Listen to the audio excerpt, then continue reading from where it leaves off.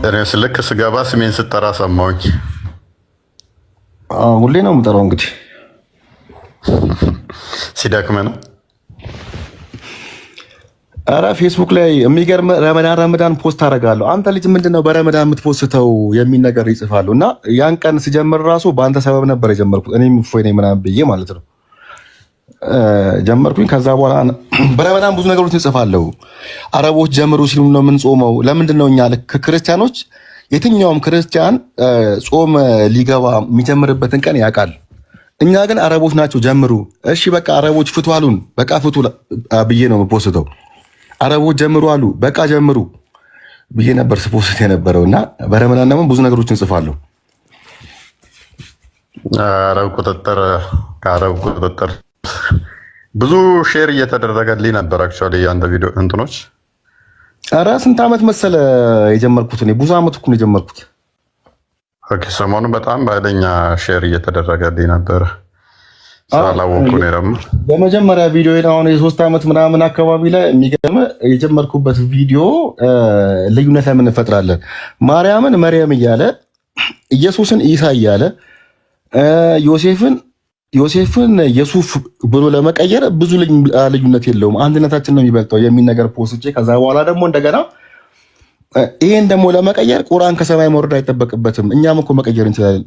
ኢየሱስን ኢሳ ማለትን ዮሴፍን ዩሱፍ ማለትን እኛ መቀየር እንችላለን እና ቁርአን እንደ ታምር ለምንድን ነው የምንወስደው የሚል ነገርን ፖስቼ ነበርና በሰደቡኝ ቁጥር ደግሞ እንደገና መልስ ባላገኘው ቁጥር ሞር ሌላ ነገር እንድፈልግ ነበር ሲያደርገኝ የነበረው። ስለ አይሻን ፖስቻለሁ ያን ነው በፊት ማለት ነው።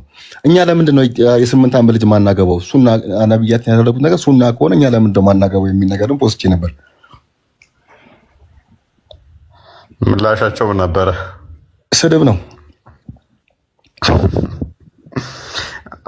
ሴፍ ካልተመዘዘብህ ጥሩ ነው፣ ስድብ ብቻ ከሆነ። አይ እኔ የቤታችንን ገበና አውቀዋለሁ፣ አመል አውቀዋለሁ። እና ከኔ በላይ አንተ በግድያ የምትፈለገው እኮ ያንተ ይከፋል ታውቃለህ። አውቀዋለሁ። ሁለት ደግሞ የሆነ ነገርም ደግሞ ነብያችን 73 ቦታ እስልምና ይከፋፈላል አሉ። ይሄ ማለት በቃ እስልምና ራሱ ችግር አለበት እያሉ ነው ማለት ነው ብዬም ጽፌ ነበር። 73 ቦታ ይከፋፈላል ብለው እንደገና መስመር እኮ አሳዩን። መዲ መጥቶ እኮ አሁን ሁሉም ሙስሊሞች ስህተት ናችሁ እያለ እኮ ነው። ኢማም ማህዲ እኔ ነኝ ሁሉም ሙስሊም ስህተት ነው ብሎ ብዙ ተከታይ እያፈራ ነው። እኔም ራሱ ማፈራ እችላለሁ። ምክንያቱም 73 ቦታ ይከፋፈላል ካሉ እኔም እኮ ማፈራት እችላለሁ ማለት ነው። እንግዲህ የትኛው ትክክል እንደሆነ ስለማይታወቅ ይቻላል። ኦልሬዲ አስቀምጧል፣ ነብያችን አስቀምጧል። 73 ቦታ ይከፋፈላል ብሎ አስቀምጧል።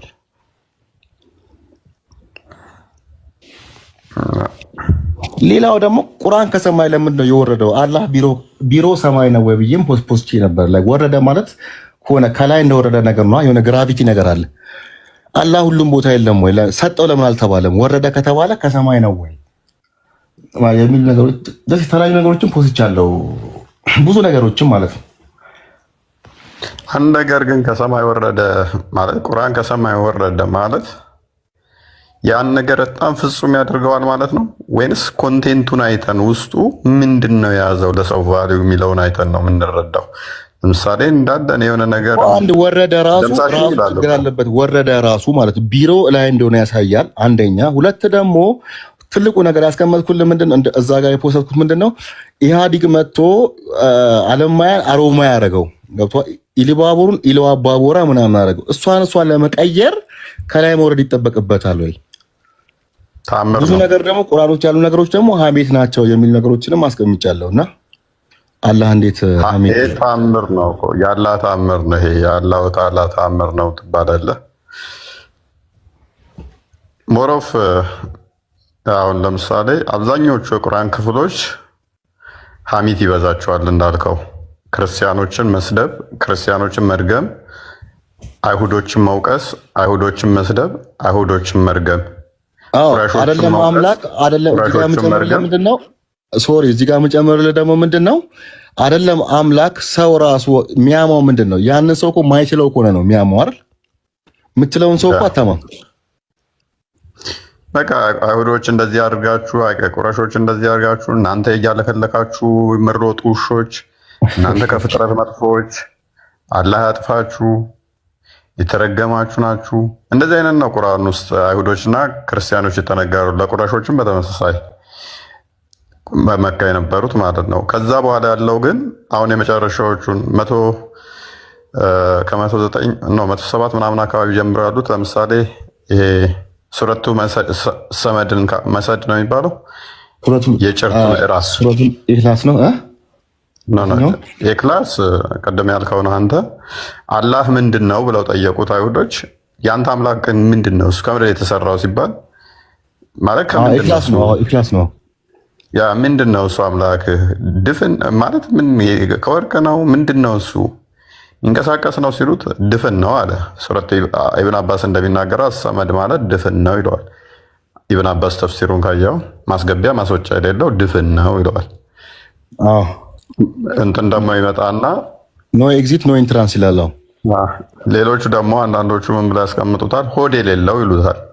ሆድ ስለሌለው አይበላም አይጠጣም ብለውም ያስቀመጡ አሉ። ሆድ የለው ምን ይሄን ከዛ ከወርቅ አይደለም የተሰራው ከእንትን አይደለም። ስለዚህ እንደዚህ ብሎ አስቀመጠው ማለት ነው። ልጅ እንትን የለውም በቃ ይኸው ማለት ነው። አልተወለደም ብለው አስቀመጠው። ይህንን ለመመለስ ስንት ቀን ፈጅቶበታል መሰለ። ይሄ ተአምር ነው። አሁን ይህንን ለመናገር በቃ ተአምር ተባለ። ተጠይቆ ነው እንጂ አስቀድሞ አላህ አስቦ የላከው አይደለም። ተጠይቆ ነው። እሺ ይሁን፣ ይሄ ይሁን፣ በጣም ጥሩ ነው እንበልሽ ይሁን። ሱራ 108 ነው 9 ላይ ካየኸው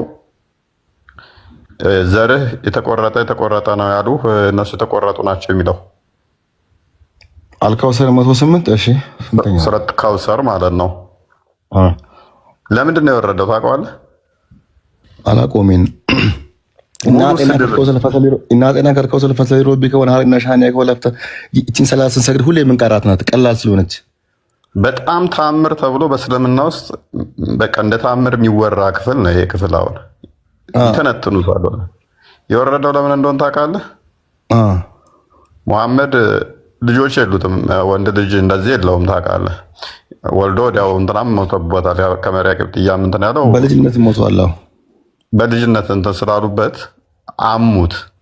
ተፍሲሮቹን ሄዳያቸው እና ሲያሙት ዘሬ ተቆረጠ ያሉ ቆራጣ ናቸው። እኛ ብዙ ነገርን ሰጠነ አመስግና ሰዋም በገነት ውስጥ ምናምን ነገር ከውሰር ማለት ውሃ ነው። በገነት ውስጥ ወተት የሚመስል ከሲርንም ያው እንትናንም ቆርጦቤንም ያው እንደ ወተት ነጭ የሆነ የወንድ የዘር ፍሬ የሚመስል ከአርሹ ስር ያስቀመጠውን አለ እሱን ይሰጣል። ዘርህ ተቆረጠ ሲባል በገነት ውስጥ እሱን ይሰጣል። ምንድን ነው ይሄው ዘሩ ተቆረጠ የሚለው ነብያችን እኮ አይደለም። እዚህ ጋር ጠይቅ የሚጠላ እርሱ በእርግጥ ዘሩ የተቆረጠው ነው። ያ ሰርድ ፐርሰን ሪፈር እያደረገ ነው። ነብያችን ሳይሆን ሰርድ ፐርሰን ሪፈር እያደረገ ነው። ያ እኔ አሁን መጥቼ አንተን ዘር ቆራጣ ነው አልኩህ። ሀቢብ ደግሞ ለአንተ ምን ብለህ መልስ ይልሃል? እኔ ጠይህ ነኝ። አሁን እንደዛ ስላልኩ እንደ ጠይህ ቆጥሮኝ ጠይህ ዘሩ የተቆረጠ ነው ብለህ እንድሰድበኝ ይህንን ክፍል አወረደ ሀቢብ። ከዛ አንተ ደግሞ አምላክ ያወረደ ብለህ ይህንን ትነግረኛለህ። እኔ ዘር ያልተቆረጠም በገነት ውስጥ ውጪዝ ከውሰር የሚባል ፈሳሽ ይሰጠኛል እንደ ወተት ነጭ የሆነውን ያንን ደግሞ እሱ ለመረጣቸው ብቻ ነው የሚያጠጣቸው። ያንም እንትን አታገኙም። ይሄ ዘር ምንድን ነው? በገነት ዘሩ ካልተቆረጠ መሐመድ ወንድ ልጅ አይለውም። ምን ብለው መሰለ ቻሌንጅ ያደረጉት? አንተ ታውን በኋላ መሐመድ ከሞተ ወራሽ የለውም ብለው ነው ቻሌንጅ ያደረጉት። ተፍሲራቶቹን ያቸው ወራሽ የለውም ብለው ሲሉት ተዛ ተኛ ይላል። ተኝቶችን ሰማና ተተኛ በኋላ ኢቭን መገለጡ ሲመጣለት ክትክት ብሎ ሳቀ በኋላ ይላል። ከሳቀ በኋላ ምንድነው ሲሉት በገነት ውስጥ ከውሰር የሚባል እንደዚህ እንደ ወተት የሆነ ነጭ የሆነ ጣፋጭ የሆነ ሰጥቶኛል። ዘርህ የሚጠላህ የተጠላ ነው። ሰዋም እንትን በል ስገድ ብሎኛል። ዘር የተቆረጠ ቆራጣ ነው የሚለው። ሜይ ቢ ጥቅሱን አንዴ እንትን በሉ ቆይቻለሁ ካነበብኩ ረሳሁት እኮ ምን መሰለህ የሚለው ይሄኛው እኔ አሁን ምን መሰለህ እየሰማሁ ነው፣ ግን ላይክ ያልገባኝ ነገር አለ ብዬ አስባለሁ እንጂ መቼም አልተረዳሁም ብዬ አላስብም። ግን እዚህ ጋር ጠይቅ የሚጠላህ እርሱ በእርግጥ ዘሩ የተቆረጠው ነው የሚለው ነብያችንን ሳይሆን ሌሎችን ሰዎች እሳቸውን የሚጠሉ ሰዎች ዘሩ መቆረጡን ነው የሚያሳየው ነው የምልህ።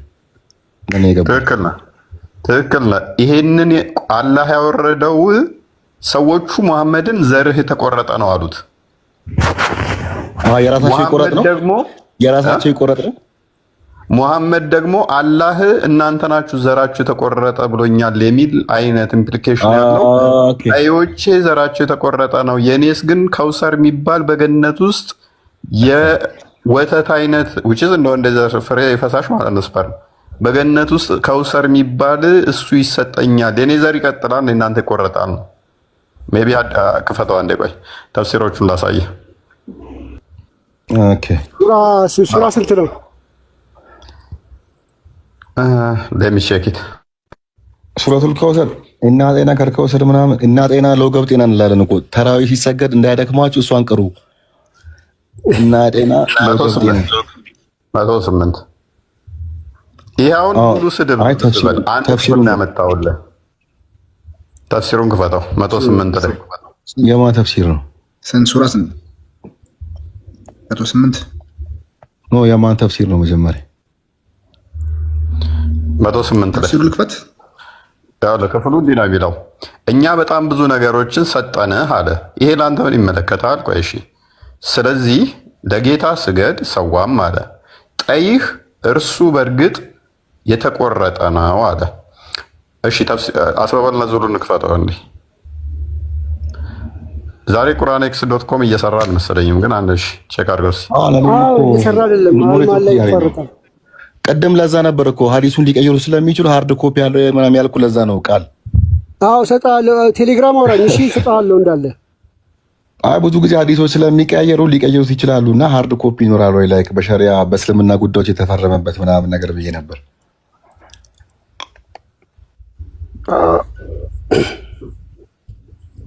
108 ሰራላ ቢብ ካልሰራለን የሰርቶልኛል። ኦኬ እስቲ እሺ አካውሰር እንትን በለው እስኪ ወደ አስባበሉ ነዙሉ ላይ ግባ እስኪ። አስባበሉ ነዙሉ በለው አልዋይዲ ላይ ኢብን ከሲርም ያብራራዋል። አክቹዋሊ የእንትናን ቁርጡቢን ያው ግን አንተ ኦኬ ከየቱ ጋር እንደሚጀምር አላውቅም። በጣም ቆይቻለሁ ካነበብኩት። እሺ ያው ክፍሉ ኦቨርኦል ልንገር። እሺ ሰይድ ቢን this surah was revealed about Al-Asm bin Wali. He met the messenger of Allah. Allah bless him and give him peace as he was entering the scared mosque. ይኸውልህ ወደ መስጊድ እየገባ ነው። አላስ ቢን ዋሊ የሚባለው ነብዩን ያገኘዋል። ወዴት? ወደ መስጊድ እየገባ ማለት ነው። while the prophet was የቱ ጋር ነበር? እንትን በለው while the prophet okay እሺ እሱ ጋር ነው። he said I was talking to the man that without prostrate ነው የሚለው meaning the messenger of Allah, Allah bless him and give him peace, the prophet Allah bless him and give him peace had lost Abdullah his son from Khadijah, and so Allah exalted is he revealed this surah. አስቀድሞ ከላይ ያለውን ታሪክ አላነበብኩላችሁም። ይሄንኛው ልጁን ከሞተበት በኋላ ነው። ከላይ ሰዎቹ ምን ይሉታል መሰለ? አብደላ ሞቶበታል፣ ካሁን በኋላ ዘሩ ተቆርጧል፣ ወራሽም የለውም ይሄ ሰውዬ ብለው ሲሉ ቁርአን ወረደ ማለት ነው። ከታቸው ላይ ሊቭ ሂም ቢ ምናምን ከሚለው ሂ ሃዝ ኖ ኦፍስፕሪንግ የሚለው ነው። አየው እሱ ጋር አሁን የነካው እጅ ጋር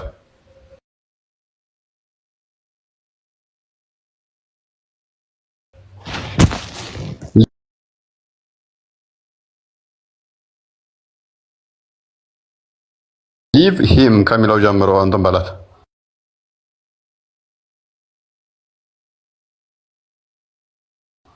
እታች እታች እታች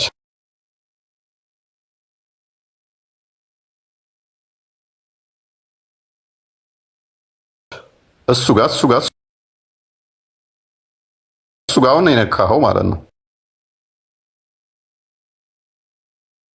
እሱ ለምን ትወርዳለህ? አሁን የነካኸው ብዬህ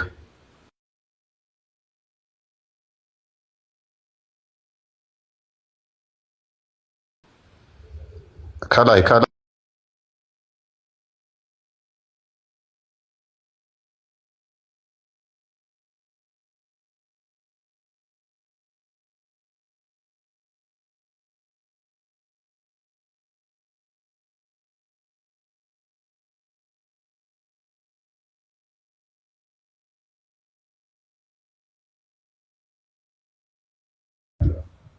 እኮ በገነት ውስጥ የሚሰጠው እንትን ይወርሳል ወይ? እሱ ለመውረስ ይጠቅማል ወይ ነው?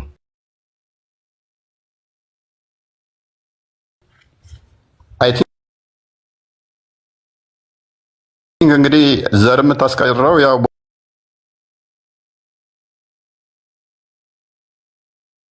በወንድ የዘር ፈሳሽ ነው አይደለ?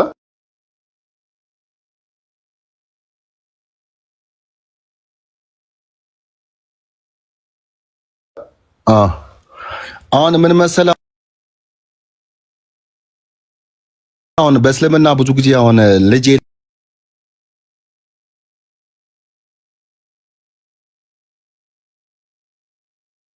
የላቸው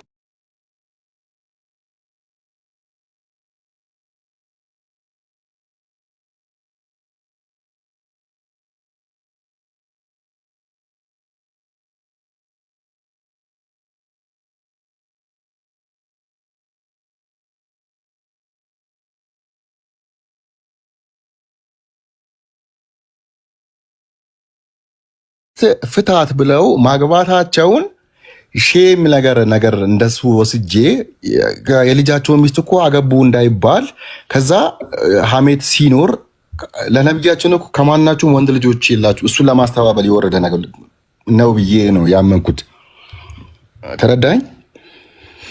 ያ ለምን መሰለህ ልጅ የላቸውም ያለው አንተ እንዳልከው ነው። ሐዲሳቶች እና ብዙ ተፍሲሮች አሉ። ሐዲሳቶች ማአት አሉ ከሱ ጋር የተያዘ ሱራ 33 40 43 እና 40 አካባቢ ላይ ነው የሚገኘው። አንተ ያልከው ወንድ ልጅ አስቀድሞ ዘይድ ቢን መሐመድ ነበር የሚባለው፣ መሐመድ ነበር የሚጠራው። በኋላ ግን ሚስቱን ከቀማው በኋላ የገዛ ልጁ ሚስት እንዴት ይነጥቃል ተብሎ ሲታማ አይ እኔ ወንድ ልጅ የማንም አባት አይደለሁም ማለት የሚል ሱራ ወረደ። ያ አስቀድሞ ከዛ ምን አደረገው ደግሞ መሰለ ከዛሬ ካሁን ጀምሮ ምንም ማናችሁም ማደጎ ልጅ በስማችሁ አይጠራ ብሎ ከለከለ። እዛው ምዕራፍ ላይ ሱራ 33 ቁጥር 6 እንደዚህ አካባቢ ላይ ሁሉንም ከለከለ። ኦኬ የማናችሁም ልጅ የማደጎ ልጅ ለእናንተ ልጅ ተብሎ እንዳይጠራ ብሎ ከለከለ። 40 አድርግልኝ አንዴ። ቆይ እሺ ሁሉንም ላሳይ። 40 አድርገው እዚህ ጋር ቆይ እሺ 36 አድርገው አንዴ 37 አድርገው አንዴ። ሁሉንም ላሳየው እንዴት እንዳርጎ ትሪክ እንደሰራቸው ላሳየህ ስላነሳው። 40 ላይ ሚስቱን ወሰደበት አይደለ?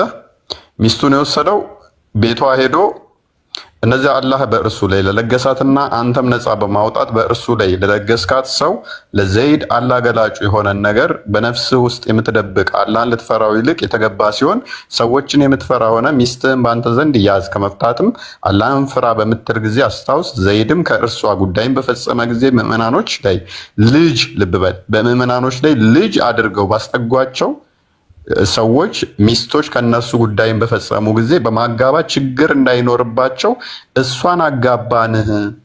የአላህም ትዕዛዝ ተፈጻሚ ነው። ልጅ አድርጎ እንዳስጠጋው ቁርአኑ ግልጽ ነው ማለት ነው።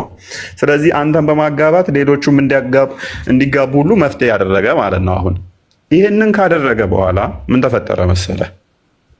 ሐዲሶች ብዙ ሐዲሶች አሉ። ከፈለክ እልክልሃለሁ እሱን ፋይልም ስለሰራሁበት ነው። ከዛ ጉርምርምታ ተፈጠረ፣ ጭቅጭቅ ተፈጠረ ማለት ነው። ሙሉ ታሪኩን ላሳየህ እዚሁ ምዕራፍ ላይ ሌላ ቦታ ሳልሄድ። ከዛ ምን ሆነ? ይሄ የገዛ ሚስቱን ልጆች እንዴት ይወስዳል እንዴት ያገባል ብለው ሲያሙት እችን የቁርአን ክፍል አወረደ። ሙሐመድ ከወንዶች አንድም ልብ በል የአንድም ሰው አባት አይደለም ብሎ አወረደ። ከዛ በኋላ ቁርአኑ ላይ ተፍሲር አለ። ይሄ ደግሞ ጠበሪም ያብራራዋል። ሙሐመድ ዘይድን ይወስደውና ሁለተኛ በእኔ ስም እንዳትጠራ ብሎ ይከለክለዋል። ዘይድ እንደውም በጣም ያዝናል ይላል እዛ ላይ ክፍሉ ላይ ዘይድ በጣም ያዝናል ሁለተኛ በእኔ እንዳትጠራ ብሎ ሲለው አስቀድሞ ዘይድ ቢን ሙሐመድ ተብሎ ስለሚጠራ ያዝናል ይላል። ይሄን ብቻ አድርጎ አላበቆመም። መለስ አድርገው ክፍሉ ወደኋላ አሁን ቁጥር 6 ላይ አድርግልኝ። ከዛ መፍትሄ አድርጎ ያስቀመጠው አሁንም እንትን ሲሉ ቁጥር 6 ላይ ከዛ እቺ ማመቻቻ ምን አደረገ? ማደጎ እንግዲህ ቤስት ነገር ነው። እናት አባት የሌላቸው ማሳደግ አይደለ? ነብዩ በምዕመናን ከነፍሶቻቸው ይበልጥ ቁጥር 5 አድርገው ለአባቶቻቸው አለ በማስጠጋት ጥሯቸው፣ እርሱ አላህ ዘንድ ትክክለኛ ነው። ምን ብላችሁ አትጠሩ ነው? አባት ናችሁ ብላችሁ እንዳትጠሩ። አባቶቻቸውን ባታውቁ በሃይማኖት ወንድሞቻችሁና ዘመዶቻቸው ናችሁ። እርሱ በተሳሳታችሁት ነገርም በእናንተ ኃጢአት የለባችሁም። የቀድሞ ተሳስታችኋል ነው። ልብ በል። በማን እንዳትጠራቸው? አባት ተብላችሁ እንዳትጠሩ ብሎ ከለከለ። አሁን አስቀድሞ ማለት ነው። እቺ ማመቻቻ ነች። ገብተዋል እያልኩ ያለሁት ካስጠጋችኋቸው እንደ ወንድሞች ወይም ዘመዶች ይባሉ እንጂ ያልወለዳችኋቸውን ማደጎ አምጥተህ ማሳደግና እንዳባት መሆን ኖ አይቻልም ብሎ ከለከለ። የበፊቱ ግን ከሆነ አለ ተሳስታችኋል አለ። ምክንያቱም ዘይድ የራሱ ልጅ ነው፣ ማደጎ ልጁ ነው፣ ራሱ ነው። እኔም ይህንን ነገር ቀደም ያኛው እኮ በቃ ለኔ እኮ በቂ ነበር። አሁን ጭራሽ ጨምርልኝ እንጂ ያ ክፍሉን በደንብ ላሳየ። ከዛ ይህንን ካደረገ በኋላ እንዲህ ከከለከለ በኋላ እቺን ካመቻቸ በኋላ ሄዶ ዘይድ ሚስት ያገባል። ከዛ በኋላ ልጅ እንዳይሉት ደግሞ ያችን ክፍል የማንም ልጅ አባት አይደለውም አለ። ከዛ በኋላ የጋብቻው ቀን ምን ተፈጠረ መሰለ? የጋብቻው ቀን ላይ ከመሄዳችን በፊት ይህንን ህግ ሲያወጣ አሁን ሰዎች ማጉረምረም ይጀምራሉ። እሱ ልጅ የለኝም አለ። መልሶ ደግሞ ሌሎችም እንዳትጠሩ ብሎ ከለከለ። እንዳያጉረመርሙበት ደግሞ እዚሁ ክፍል ላይ ምን አመጣ መሰለ? 36ኛውን አያደርግልኝ ታሪኩ እንዴት እንደሚገናኝ ከዛ በሐዲስ ብታየውና በተፍሲር ብታየው ደግሞ ትገረማለህ። 36ኛው 36 ላይ አላህና መልእክተኛውም ነገርም በፈረዱ ጊዜ ለምዕመናንና ለምዕመናት በነገሯቸው ለነርሱ ምርጫ ሊኖራቸው አይገባም አለ። ልብ በል። አላህና መልእክተኛውም ነገርም በፈረዱ ጊዜ ለምዕመናንና ለምዕመናት በነገሯቸው ለነርሱ ምርጫ ሊኖራቸው አይገባም አለ።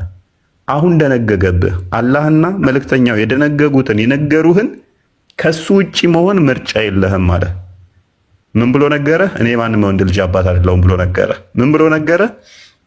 የማደጎ ልጅ ካሁን በኋላ እንዳትጠራ በማደግ ባሳደግከው ተብሎ ተከልክሏል አለ። ይሄንን መቃወም ትችላለህ? አሁን የቁርአን ክፍል ወርዶብህ ከየት ትችላለህ? እዚህ ጋር እንዲያውም እኮ ተጨማሪ ኩዌሽን አለ። እዚህ ጋር አላህን ከራሱ ስልጣን ጋር እኩል የሆነ ስልጣን እንደሰጣቸው ነው። እኔ ለምንድን ነው እንደዛ እሳቸውን ፍርድ የአላህ ነው። ነገር ግን እዚህ ጋር እሳቸውንም በፈረዱ ጊዜ ይላል። ትክክል ናቸውና ፍርዱም ብቻ ሳይሆን እሳቸውን አለመታዘዝ ደግሞ ምን አለ መሰለ? የአላህንና የመልእክተኛውን ትእዛዝ የጣሰ ሰው ግልጽ የሆነን መሳሳት በእርግጥ ተሳሳተ አለ። ስለዚህ መጣሳት ትችልም ማለት ነው። አሁን ትእዛዙ እንኳን አላህ በላካቸው ነው ይላል። ግን ፍርድ የሚለው እኮ ነው አሁን ትልቁ እዚህ ጋር ኩዌሽን የሚያደርገው።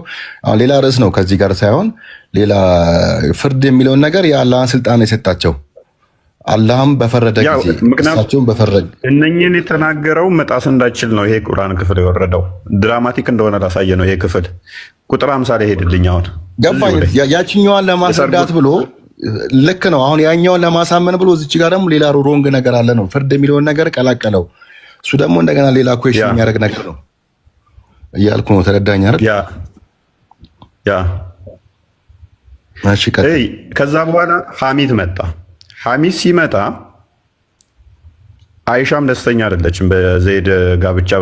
ሊደብቀው ቢፈልግ ኖሮ እነኝህን ክፍሎች ይደብቅ ነበር ብላለች አይሻ። ምክንያቱም ሰው በጣም አምቶታል፣ በጣም ማለት ነው። ሐዲስ አለ። ከዛ እንዴት ነው ይሄ ነገር ምናምን ተብሎ ሲታማ የሰው ሚስት ነጥቆ ማግባት ኖርማል ነው ተብሎ ምናምን ሐሜቱ መጣ አይደለ? ሐሜቱ ሲመጣ ምን ብሎ እንዳወረደ እይ። ያመነች ሴት ከምትለው ጀምሮ ምልክቱን አሳያቸው ሀቢብ መሀል ላይ እናንተ ሙሉን አንብቡት። እሱ ጋር ያመነች ሴት አለ። ልብ በሉ። ያመነች ሴት ነፍሷን ራሷን ለነብዩ ብትሰጥ ነብዩ ሊያገባት የፈለገ እንደሆነ ከምዕመናን ሌላ ለአንተ ብቻ የጠራች ስትሆን ፈቀድን። ስለዚህ ባልኖራት አልኖራት አማኝ ትሆን እንጂ አግባኝ ብላ ከመጣች ነብዩ ከፈለገ ለአንተ ከአማኞች የተለየ ተሰጥቶሃል መፍት ተባለ ማለት ነው። እዚህ ጋር ግን በነገራችን ላይ እዚህ ጋር አልገባኝም። ብዙ ጊዜም እንደዛ ሲሉ ሰምቼ እዚህ ጋር ግን አግባኝ ብላ የመጣችው እኮ እሷ ናት። እዚህ ጋር እሳቸው ጥፋት አንዲት እንትን የመጣች ዘመድ የመጣች አለች። እንደውም እንትና አይሻ ሼም ዟት ሴቶቿ አፍሩም ወይ ትላለች። ከሱ ጋር በተያያዘ ሌላ ነች እሷ አንድ ብቻ ስላልሆነች ነው። ይሄንኛው ምንን ይሰጣል መሰለ? ክፍት አደረገው። አሁን ካመነች ሴት ነብዩ የፈለገውን ማግባት እንደሚችል ኦፕን አደረገው። 51 ነኝ ይድልኝ። አሁን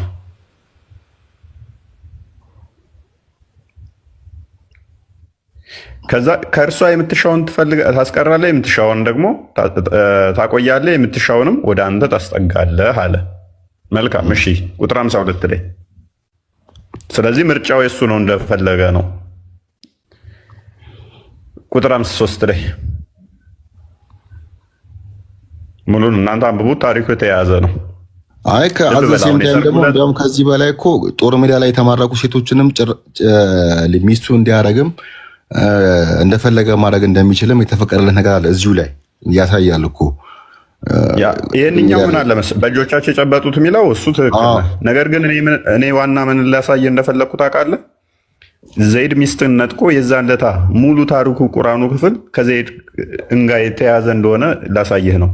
ቁጥር 53 ለመቆም ዲፌን ለማድረግ ያ ራሱን ዲፌን እንዴት እያደረገ እንደሆነ ላሳየህ ነው።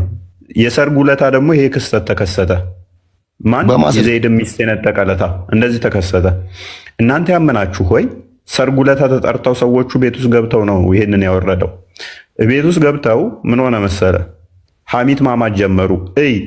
እሱ ፍርድ ፈርዶ ማይሻር ከሆነ የሰው ሚስት መንጠቅ የሚችል ከሆነ የዘይድን የራሱንም ካልማረ እንደገና ደግሞ ለአንተ እሷ ከፈለገች ሴቶቹ ለሱ ተፈቅደዋል ከተባለ ሴቶቹ መምጣት ጀመሩ።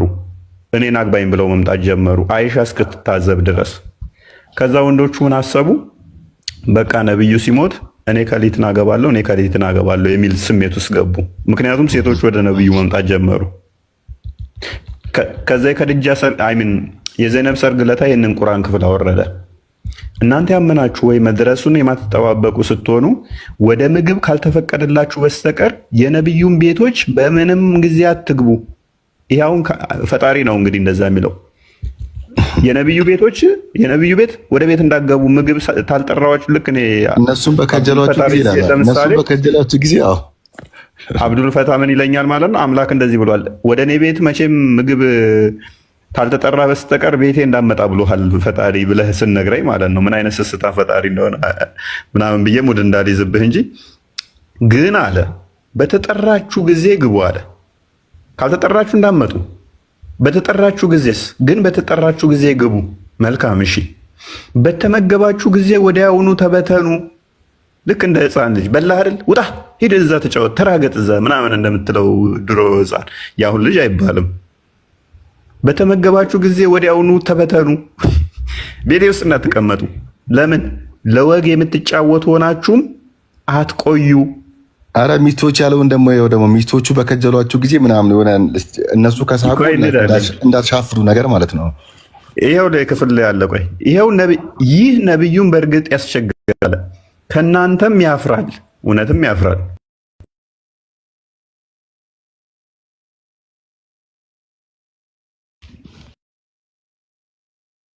ምኑ ታምሮ ያደርገዋል? ይሄ ስጋዊ ነገር እንዳለው ሰልፊሽነት ነገር እንዳለው ነው የሚያሳየው። የእሳቸው ነገሮችን በፈለጉ ጊዜ ለምሳሌ አሁን መስጊድ እየሄዱ ለመንፈሳዊ ነገር እየሄዱ ስጋዊ ነገር አታለዋቸው ወደ ቤት ተመለሱ። መስጊድ እየሄዱ መንፈሳዊ ነገር ነው ሊያደርጉ የሚሄዱት ሰዎች ቆመው መስጊድ ለመስገድ እየጠበቋቸው ስጋዊ ነገር አታሏቸው ወደ ቤት ተመለሱና ቅርብ ወደ በቃ እንግዲህ አላህም የአላህ ሰዓት ነው። የአላህ ሰዓት እንግዲህ የዙሁር ሰላት ወር ደግሞ የአስር ሰላት ሰዓቱ ነው፣ ማለፍ የለበትም። ያቺን ሰዓት ጥለው እንግዲህ ቅርቢቱ ወዳለችው ሚስት እንግዲህ ይሄ ለማስተማር ነው እንዳትለኝ፣ እኔ ለማስተማር ነው እንኳን ከተባለ ሌላ ለምን አይሆንም? ኦኬ ለሰው ለማስተማር ነው እንዳይብ፣ ግን ሰዓቱ ደርሷል። ሰዎች ቆመው እየጠበቁ ነው። ውጪ አሁን ይሄ ምንድን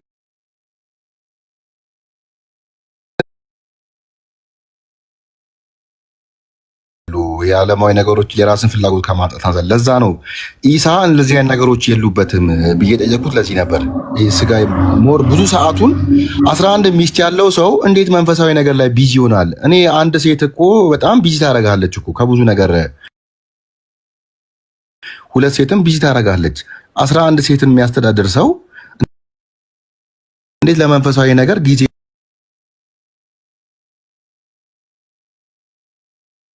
ይኖረዋል? ኢሳ ግን ሙሉ ጊዜውን ለመንፈሳዊ ነገሮች ላይ አሳልፏል። የሚል ነገሮችን ብዙ ነገሮች ጠይቄ ነበር።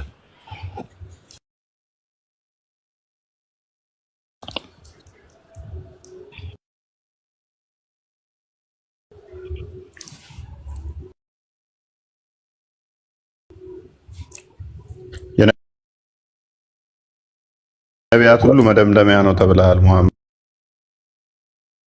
እንግዲህ ከሁሉም በላይ መልካም ጸባይ ያለው ነቢይ ይሄ ነው። እንግዲህ ከዛ ይህን የቁርአን ክፍል ደግሞ አላህ ለምሳሌ ከቤቴ ውጡልኝ ብሏችኋል የሚል ዘላለማዊ የአምላክ ቃል ሲሆንና ከሰማይ ነው የወረደው ተብዬ ስነገር አንድ ስስታም ሴትዮ እኮ የምትናገረው ንግግር ነው። በቃ ከቤት ምግብ ከበላችሁ ምን ትሰራላችሁ? ውጡ ተበተኑ ብላ አንድ ስስታም ሴትዮ የምትናገረው ነች። አንድ ሚስቶቹን የማያምን ወይንም ደግሞ ጓደኞቹን የሚጠራጠር ሰው ወይንም ደግሞ መጠራጠርና ለማመን ራሱ አስባል። ከሞትክ በኋላ ሚስቴን አታግቡ ብለህ ስቆልፍባቸው በ6 ዓመት አግብቷት እሱ በ63 ምናምን ዓመቱ ሲሞት ገና አይሻ ማግቢያ እድሜዋ ነው 18 ዓመቷ። ሚስቶችን እንዳታገቡ እኔ ከሞትክ ብለህ መከልከል በራሱ ጤናማ አይደለም።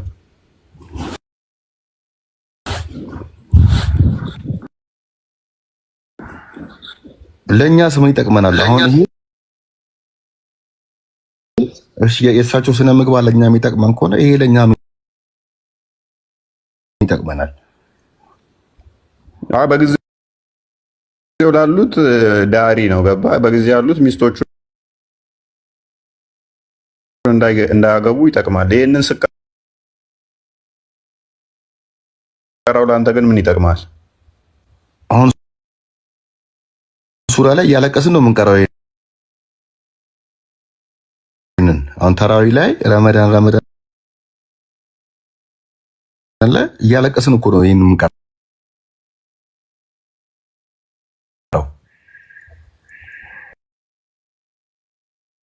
የሙሐመድን ሚስት አታግቡ፣ ቤቱም አትግቡ እያልክ ስታለቅስ ምን ይጠቅማል? ቤት ኧረ አንድ ምግብ ከበላችሁ በኋላ ምን አላህ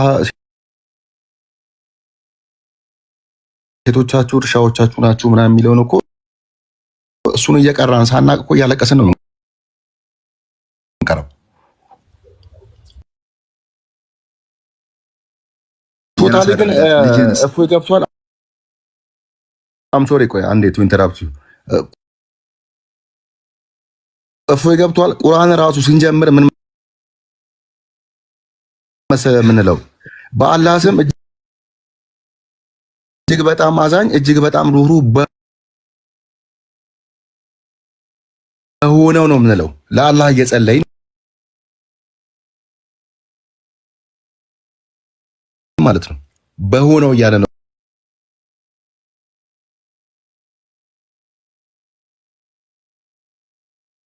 የምንጸልየው።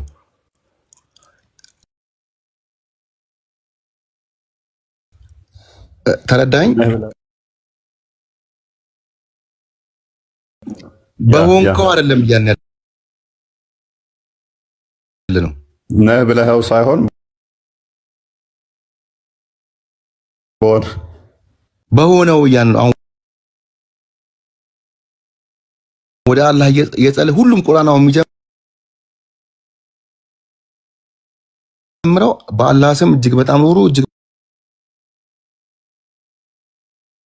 በጣም አዛኝ በሆነው እያልን ነው የምንጸልየው።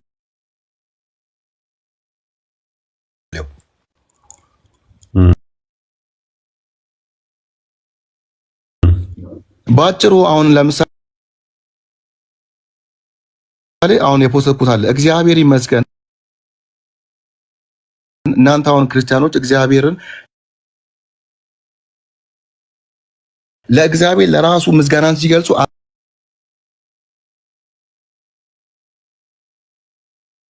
አንተ ተመስገን ተመስገን አምላኬ ነው የሚሉት። ለሰው ሲሆን አላህን ሪፈር እያደረጉ እግዚአብሔር ይመስገን ይላሉ። ለሱ ሲሆን ግን አንተ ተመስገን ይላሉ። እኛ ግን ለአላህም አልሐምዱሊላህ እሱ ይመስገን ነው የምንለው። ለሰውም እሱ ይመስገን ነው የምንለው። ለራሱም እሱ ይመስገን ነው የምንለው። ለሰውም እሱ ይመስገን ነው የምንለው። ገብቷል?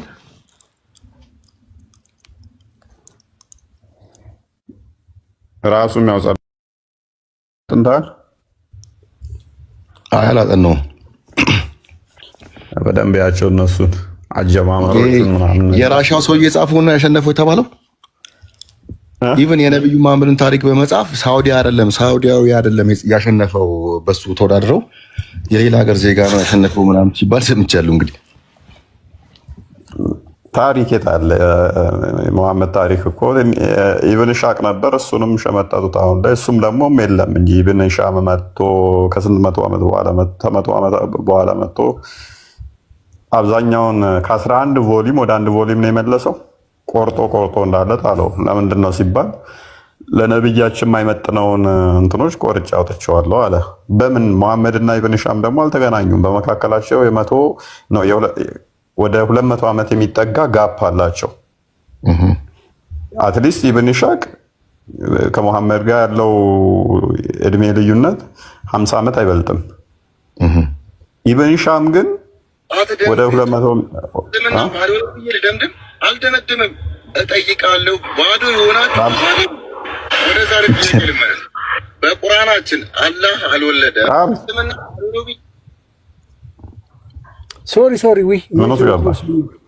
ሶሪ አይ ድምጽ አሰማው፣ ችግር የለውም አሪፍ ነው።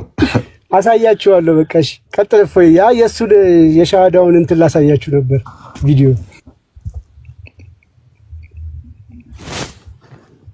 ቀጥሮ በቃ ምን እንደሆነም ጠፋብኝ እያወራሁ የነበረው። እስልምና ባዶ ነው ብዬ ልደምድም? አልደመድምም እጠይቃለሁ ባዶ ይሆናል። ወደ ዛሬ ጥያቄ ልመለስ።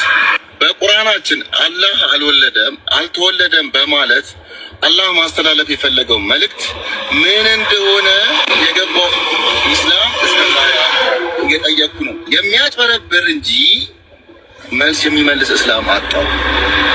መልስ ሲመልሱ ወደ ክርስቲያኖች የሚችለው ነው መልስ መልሱልኝ።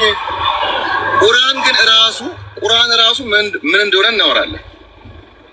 አችን ላይ እኔን ነው ወይስ አላህን ነው ማጥበበር የፈለጋችሁት? የምታጭበረብሩት ማንን ነው?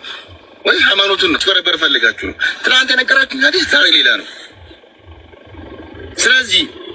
ስለዚህ ሱረቱል ኢኽላስ አልወለደም አልተወለደም የሚለው ክርስቲያኖች የአላህ ልጅ ነው ኢሳ የሚሉትን ለመቆም ያላችሁ ትክክል አይደለም። ይኸው ፈልጌ አጣው ፈልጌ። ስለዚህ መጽሐፋችን የሚለው እኔን አሁን የገባኝን መልስ ከመናገሬ በፊት ሙስሊም አይደለም ብላችሁ መልስ ከመመለስ ይልቅ በስድብ ቢዚ ለምትሆኑ ሰዎች ቀድሜ ሻዳ ልበላችሁ፣ ሙስሊም ይሆንላችሁ። ሙስሊም አይደለም ለምትሉ ሰዎች ምክንያቱም እንዳይመቻችሁ ማለት ነው። መልሱን ትታችሁ ሙስሊም አይደለም ነው የምትሉኝ። ልስለምላችሁ። አሸሃዱ አላ ኢላሃ ኢለላህ ወአሽሃዱ አነ ሙሐመደን አብዱሁ ወረሱሉሁ። ይሄም ልክ አይደለም ካላችሁ ቢቀይረው እስቲ አሸሃዱ አላ ኢላሃ ኢለላህ ወአሽሃዱ አነ ሙሐመደን ረሱሉሁ። አረቃሊካ አስለም ሙስሊም አልሆንኩ ወደ ጉዳይ። ስለዚህ ሙስሊም አልሆንኩም ስትል በሳቅ ነው የሞትኩት። አይ ምንም ትርጉም የለውም። ብዙ ጊዜ ሻሃዳ ያዙ ይሉ አንዴ ሰው ሲወለድ ሙስሊም ነው ይለዋል። ሁለተኛ ደግሞ እንደገና ሻሃዳ መያዝ በቃ ሶ ኢዚ ነገር ነው። አሁን እኮ ሻሃዳ ያዝኩኝ በቃ ሙስሊም ሆንኩኝ እኮ በቃ ሶ ኢዚ ነገር ነው አይደል? ሰላም ጤና ይስጥልኝ።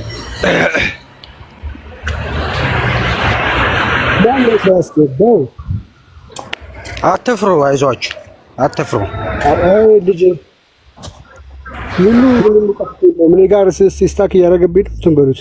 ሰው አታስገቡ ፕሊስ። ኦኬ ኤኒ ሃውስ ቅድም ጠይቀ የተመለሰልህ መልስ ላይ ያንተ ጥያቄ ምን ነበረ? አይ ቲንክ የጠየቀው ጥያቄ ምን ነበር? አብዱል ፈታ። ከዛ እነሱ የመለሱልህ ምንድን ነበረ?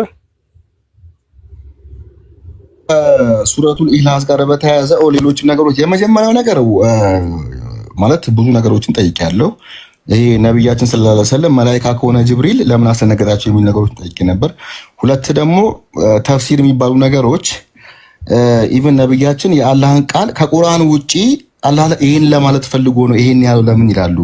ለሱም እኮ ወይ ያስፈልገዋል። ኢቭን ተፍሲር የሚሉ ሰዎችም የአላህን ቃል አላህ ለማለት የፈለገው ይሄንን ነው የሚሉት እንዴት ነው? በምን ሂሳብ ነው? የአላህን ቃል እኮ ይሄ ነው ብሎ ለማስረዳት ሌላ ወህይ ያስፈልገዋል እኮ የሚል ነገርን እሱን በተወሰነ መልኩ እሱን ኦልሞስት ሙሉ ለሙሉ ማለት መልሶልኛል። ከዛ በኋላ ወደ ሱረቱል ኢኽላስ ሄድኩኝ። አላህ በምንም አይገለጽም ይልና እንዲህ ነህ ብለህ አላህ መናገር አትችልም ይልና አላህ አንድ ነው ይላል መልሶ። አላህ እሱ መጠጊያ ራሱ እኮ ዲፋይን እያደረገው ነው መልሶ። አላህን ዲፋይን ማድረግ አይችልም እና አላህን ዲፋይን እያደረገው ነው። ሌላው ደግሞ ምንድነው አልወለደም አልተወለደም የሚለው ክርስቲያኖችን ነበር የሚሉት። ተፍሲሩ ላይ የትም ቦታ ላይ ክርስቲያኖችን የሚል ነገር አላገኘሁም። ስለዚህ ለክርስቲያኖች አይደለም አላህ አልወለደም አልተወለደም ልጅ የለውም የሚለው ክርስቲያኖች የሚሉትን ልጅ አይደለም ሰውኛ ለሚሉት ሰዎች ነው። አላህ ሚስት አግብቶ ልክ በሰውኛ ፎርም በሰውኛ ሂደት ሚስት አግብቶ ኒካ አስሮ ምናምን እንደዚህ በግብረ ስጋ ግንኙነት አማካኝነት ለሚወለድ ልጅ ነው። እንደሱ አይነት ልጅ አላህ የለውም እያለን ነው አይደለም። ለክርስቲያኖች ለእኛም ጭምር ነው እንደዛ ብለን የተሳሳተ አመለካከት እንዳይኖረን የሚል ነገር ጠየቁት። ትርጉሙ ያው አልተገኘም። እንግዲህ የወረደበትን ምክንያት ሱረቱል ኢኽላስ የወረደበትን ምክንያት ከዚህ ከአልማዝ ጋር በተያያዘ ከዘር ጋር በተያያዘ ምናምን ነገሮች ነው እንጂ ክርስቲያን ስፔሲፋይ አያደርግም። ከዛ እያልኩ እኔ የቱ ጋር ነው መልስ ያገኘሁት? ቅድም ሶስቱ ስላሴዎች የሚለው ቦታ ላይ ነበር። በቃ ተመለሰልኝ አልኩት። ሶስቱ ስላሴዎች ላይ እነዚያ ስላሴ ይላሉ ሶስቱ ይላሉ አላህ ሶስት አይደለም ሲል በቃ ይሄ ነገር የክርስቲያኖቹን ኢሳ አምላክ ነው የሚለውን ነገር በቁርአን ለምን አልተመለሰም፣ ለምን በግልጽ አልተነገረም፣ አላህ ለምን አልተቃወመም የሚለውን ነገር በጠየቁት መሰረት ያኛው መልሶልኝ ነበር። በኋላ ግን አንተ ደግሞ እዚህ ጋር ያስታወስከኝ ምንድነው አማልክቶች ነው የሚለው አምላክ አይደለም። ክርስቲያኖች ደግሞ አምላክ ነው የሚሉት ስላሴን አንድ አምላክ ሶስት አምላክ ነው አምላክ ሶስትም ነው አንድም ነው እንጂ የሚለው እዛች ቁርአኑ ላይ የሚለው ግን አማልክቶች ነው የሚለው አምላኮች ሶስትና ነገር ምንድነው አዛ የተቃወመው። ስለዚህ ስቲል የኔ ጥያቄ ይቀጥላል ማለት ነው።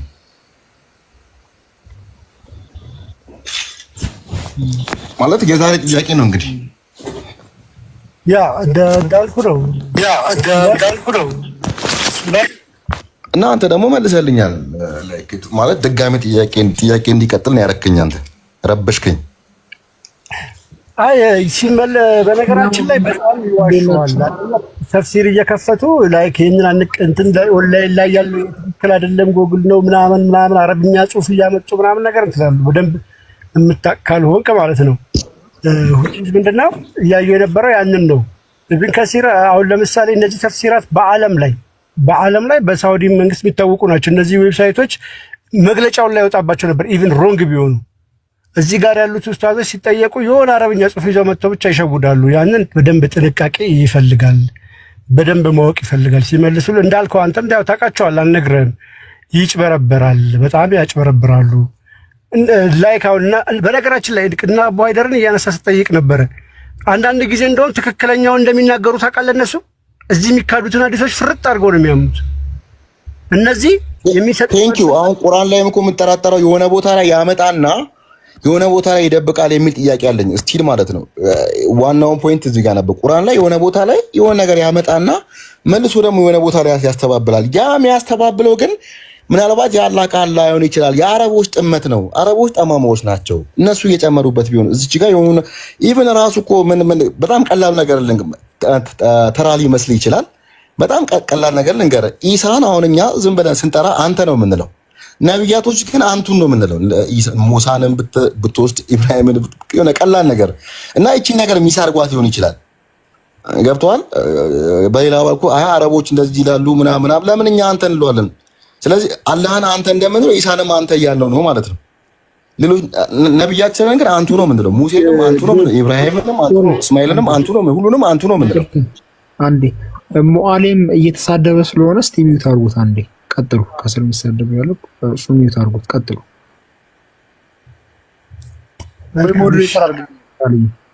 እኔ እቆጣጠራለሁ። ሰላም ሁላችሁ። ሰላም። ኦኬ እሺ ቀጥል።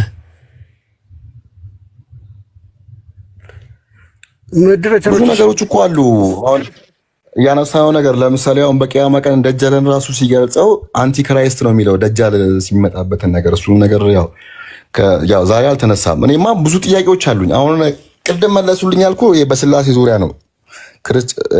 ክርስቲያኖችን አይደለም አላህ ሲቃወም ያለው በቁርአን እና ለምን በግልጽ አልተቃወመም ብዬ ነበር የነበረው።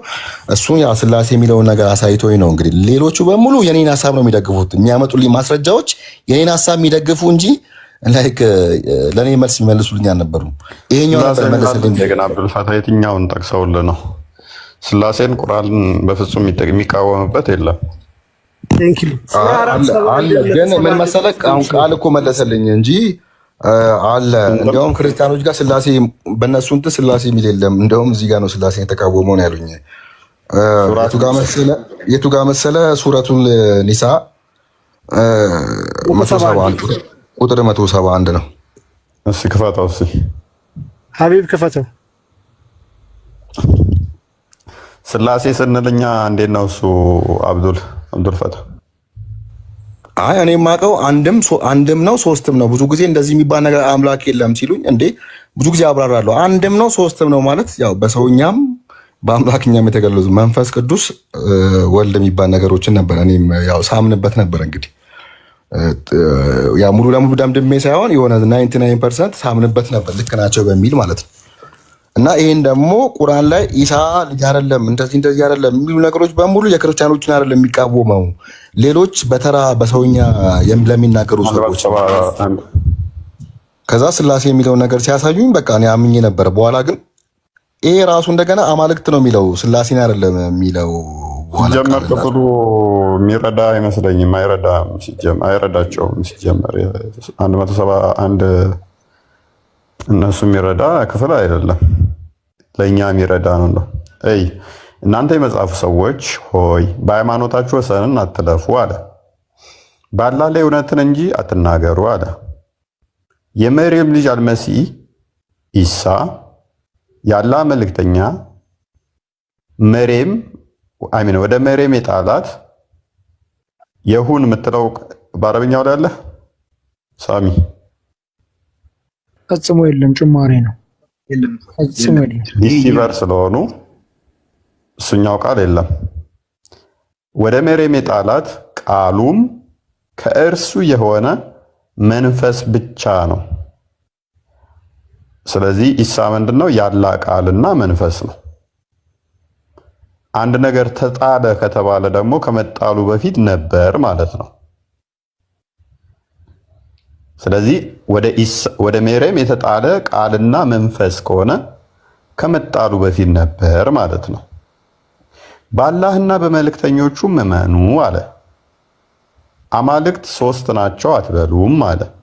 ተከልከሉ፣ ለእናንተ የተሻለ ይሆናልና አላህ አንድ አምላክ ብቻ ነው። ትልቁ ፖይንት እዚህ ጋር ነበር። አማልክት ለእናንተ ሶስት ናቸው። ይኸው በቃ እዚህ ጋር ክርስቲያኖችን በትክክል ተቃወሙ፣ ግልጽ ቃል በቃል ተቃወሙ ብዬ አምኜ ነበር ማለት ነው። በኋላ ግን እዚህ ጋር ሲያስረዳኝ ቃል አማልክት ነው የሚለው፣ አምላክ አይደለም የሚለው። ሲጀመር ደግሞ አማልክት እኛ ሶስት ናቸው ብለን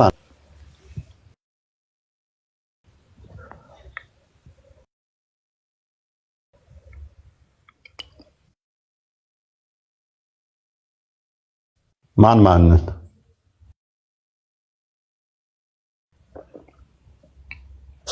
ሶስት ያደረጋቸው ማንን ቆጥሮ ነው? እኛ እንደምንለው አብ ወልድ መንፈስ ቅዱስ ብሎ ቆጥሮ ነው።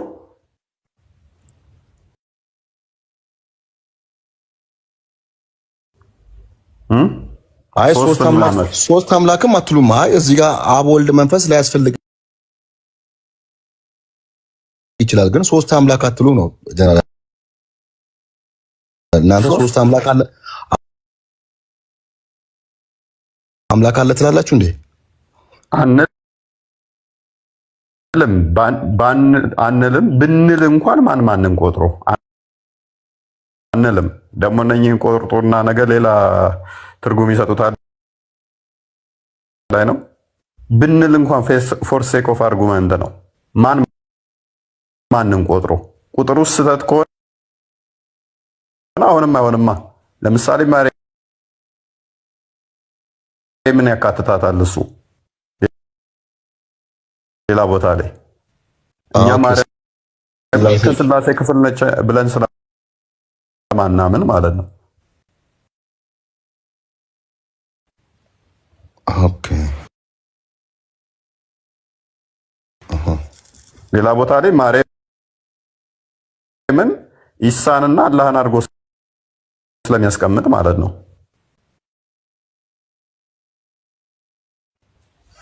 እኛ ማርያም የስላሴ አካል አንዱ ነች ብለን አናምንም።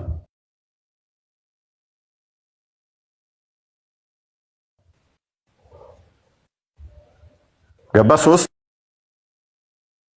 ስለተባለ ትክክል አይሆንም። አንድ ብሎ ለምሳሌ አንድ ብሎ ማርያምን ቢለን ስህተት ነው የሚሆነው። አንድ ብሎ ሊቃውንቶቻቸውን አምላክ አድርገዋል ቢለን ስህተት ነው የሚሆነው። አንድ የተባለው ማን ነው? ሶስት ሲልስ ምንድን ነው? ሶስት ሲጀመር ቁጥር ፈጣሪን የሚገልጸው ነገር አይደለም። ፈጣሪ ከቁጥር በፊት የነበረ ነው። ቁጥር የሰዎች ስምምነት ነው፣ የኢጅማ ውጤት ነው። ቁጥር የስምምነት ሳን እንደዚህ ነው። አምላካዎቻችን እነኚህ ናቸው። አልሰማሁም እኔ ቄሶች ምን አምላክ አድርገው አይደለም። ሁለተኛ ደግሞ በሰዓቱ ይሄ የአምላክ ቃል አለመሆኑ ብቻ ሳይሆን በሰዓቱ የነበረ አንድ ክርስትናን በደንብ ያላወቀ የክርስትናን ጥልቅ አስተምሮች በትክክል ያልተረዳ ሰው እንደተናገረ ነው የሚያሳየው። ምክንያቱም ቬኔሬሽንን አለየም፣ መሐመድ አክብሮት የሚደረገው ነገር አለየም። ያን አክብሮት ነው አንዱ ብሎ ወሰደው። ስለዚህ ይሄ ቃል በሰባተኛው ክፍለ ዘመን የነበረ አንድ ክርስትናን በደንብ ያልተማረ አረብ የተናገረው ቃል እንጂ የሰማይና ምድር የፍጥረት ሁሉ ፈጣሪ ቃል እንዳልሆነ በቀላሉ ያስረዳል ማለት ነው። የሚገርም ነው።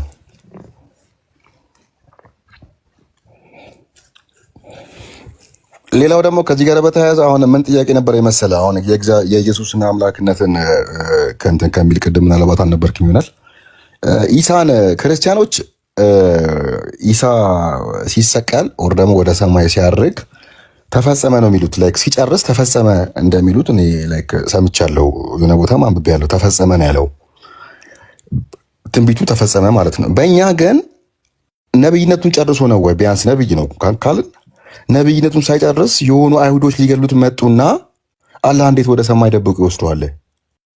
አንደኛ። ሁለተኛ ደግሞ እንደገና እነሱ ደብቆ ወሰደው። በግልጽ ቢወስዱ ኖሮ አይሳሳቱም ነበር። በድብቅ ወሰደውና ከ600 ዓመት በኋላ ተመልሶ ሸወድኳቸው እኮ ተመሰለባቸው ለምን አለ? ያ ማለት የሆነ ነገር እዚህ ጋር ክርስቲያኖቹ እንዲያምኑ አድርጓቸው አላህ ራሱ በድብቅ ባይወስድ ኖሮ ክርስቲያኖችም አያምኑም ነበር፣ ተሰቀለ ብሎ አያምኑም ነበር። ግን ከ600 ዓመት በኋላ ተመልሶ ተመሰለባቸው ብሎ የሚል ነገር ትልቅ ችግር የሚያመጣው ምን እንደሆነ ታውቃለህ? ሜቢ እንደው ኢሳ በጊዜው እንደነሱ አባባል በጊዜው ተከታዮቹ አቅም ባይኖራቸው ካላህ በእንደዚህ አይነት ተአምር ወሰደው እንበል አቅም ባይኖራቸውና እንደው በልጠዋቸው እነኛ ቢሆን ኖሮ በእንደዚህ አይነት በተአምር ከጠላቶቹ ታደገው። ግን 600 ዓመት መጠበቅ ለምን አስፈለገው? 600 ዓመት ሙሉ ሰው እንዲዘናጋ እንትን እንዲል ማለት ነው። ምንም ሳይናገር አልተሰቀለም ብሎ ሳይናገር ዝም ብሎ ቁጭ አለ። በጣም ያሳቀው ግን ከዛ በኋላ ሐሜት እንደገና አጠፋው። ምንድነው ያጥፋቸው ይላል፣ ረገምናቸው ነገር ይላል። ይሄንን ተሰቅሏል ብለው ያሉትን ያመኑትን በጣም የሚገርመው ምንድነው እሱ ግን ቅድም እንዳልኳችሁ ፐርሚሴንስ ገነባ እንደው የበታቸው ነው ቢሆን እንደዚህ ረድቶ ቢወስድ ብዬ ነው የጀመርኩት። ቁርአኑ ግን ምንድነው የሚለው? በተቃራኒው ከዓለም ህዝብ አላቅናቸው ነው የሚለው፣ የበላይም አደረግናቸው ነው የሚለው። which is የኢሳ ተከታዮች የበላይ ናቸው፣ የበታች ሳይሆኑ። የበላይ ከሆኑ ደግሞ ለምሳሌ እዚህ ጋር ያለ ነው እኛ የበላይ ከሆነን የሆነ አካል መጥቶ ከዚህ ገስት ላይ አንዱን አንጠልጥሎ መውሰድ ይችላል። እኛ የበላይ ኃይሉ እኛ ጋር ከሆነ እኛ የበላዩ ከሆነ አይችልም። እንዴት ነው የሚችለው? ስለዚህ እኛ ላቅናቸው በእነሱም ላይ አላቅናቸው የበላይም አደረግናቸው ነው የሚለው። አዘ ሴም ታይም ትልቁን አዘ ሴም ታይም እኮ አይሁዶችን ያቃተው ኢሳ በኋላ እኮ ትልቁን ደጃልን በጣም ከባዱን ደጃልን ነው መጥቶ የሚገለው። ትልቁን ደጃልን በኋላ መጥቶ ከሚገርል እነዚህ ቀላሎቹን መጀመሪያ ለምን አይገላቸውም ነበር? ምናልባት ይሄ ነገር እንዲያውም ኢሳ የፍቅር አምላክ ነው ላይክ በጦርነት አልሰበከም ሃይማኖቱን የሚል ነገሮችንም ላይክ ብዙ አንስቻለሁ። ነብያችን ሰለላሁ ዐለይሂ ወሰለም የጦር መሪም ነበሩ። አላህ በጦር እንትን ያረካቸውን ውሰድ ምናምን ብሎታል። ኢሳ ግን በጦርነት አልሰበከም። ከዛ በኋላ ያሉ ሐዋርያቶች ምናምን ሊሰብኩ ይችላሉ፣ እሱ አይሮን ኬር። ኢሳ ግን ከነብያችን አንጻር በፍቅር ነው ሃይማኖትን ሲሰብክ የነበረው እና በዛ ሰዓት ውስጥ አይደለም ቀላሎቹን አይሁዶችን መግደል ያቃተው ትልቁን ደጃል ለመግደል ለምን ይመጣል የሚል ነገርም አንስቻለሁ። ሌላው ደግሞ ምንድነው ማለት ለሱ ለምን ኤክሰፕሽን ሆነ? ለምን ሴጣን ምንም ያልነካው ለምን እሱ ሆነ? ለምን ከድንግልና ሊወለድ ቻለ? ማለት እሺ ታምር ነው እንበል። ከሌሎቹ ነቢያት በተለየ ሁኔታ አወላለዱ ለምን በታምር ሊሆን ቻለ? አይ የአዳም ቢጤ ነው የምትል መፈክር ያሰማዋል። አዳም የመጀመሪያ ሰው ስለሆነ አማራጭ የለውም። እናት ሊኖረው አባት ሊኖረው አይችልም። በኢሳ ወቅት ግን ብዙ አማራጮች አሉ። የግዴታ አላባት መወለድ አይጠበቅበትም። ምክንያቱም አማራጮች ስላሉ። ለምን አላባት መወለድ አስፈለገው? ምንድነው እሱ ሚስጥሩ? ኦኬ ለምንስ ደግሞ ያላ ቃል ተባለ? ያላ ቃል ከኢሳ በቀር የተባለ የለም። ለምንስ ያላ መንፈስ ተባለ? ከኢሳ በቀር ማንም ያላ መንፈስ ተብሎ አልተጠራ። መንፈሱ ተብሎ የተጠራ የለም። በቃሉ ተፈጠረ ተብለው ተነግሮላቸዋል። ለምንስ በእንደዚህ አይነት ድራማቲክ በሆነ ሁኔታ አላህ እሱን እንትን ብሎት እሱን ወስዶ ሌላውን ለማስገደል ሞከረ? ካስገደለ ለምን አስገደለ? እንደ ቁርአናቸው እንደ ተፍሲሮቻቸው ለምንስ የሱ ደቀ መዛሙርቶች በዓለም ላይ ሐዋርያቶቹ የሚላቸው የበላይ ያደረጋቸው? ምንስ ሰሩ ከዛ በኋላ? ምክንያቱም የበላይ ከሆኑ አትሊስት እስልምናን አስፋፍተው እስከ 6ኛው ሴንቸሪ ብዙ ሰብከው ማስተማር ነበረባቸው። እነማን ናቸው እነኚህ የጌታ ደቀ መዝሙር የተባሉት? የኢሳ ደቀ መዝሙር የተባሉት እነማን ናቸው? ሐዋርያቶቹ የሚላቸው እስከ ቂያማ ቀን ድረስ ናቸው ያላቸው ምንድነው የሰሩት? ምንድነው ውጤት ያመጡት? ምንድነው ያስተማሩት?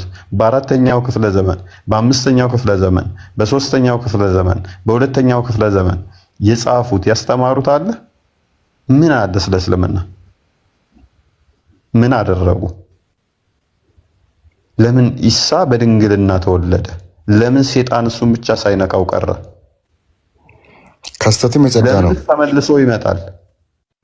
ለምንስ ተመልሶ መጥቶ ደግሞ መስቀልን ይሰብራል?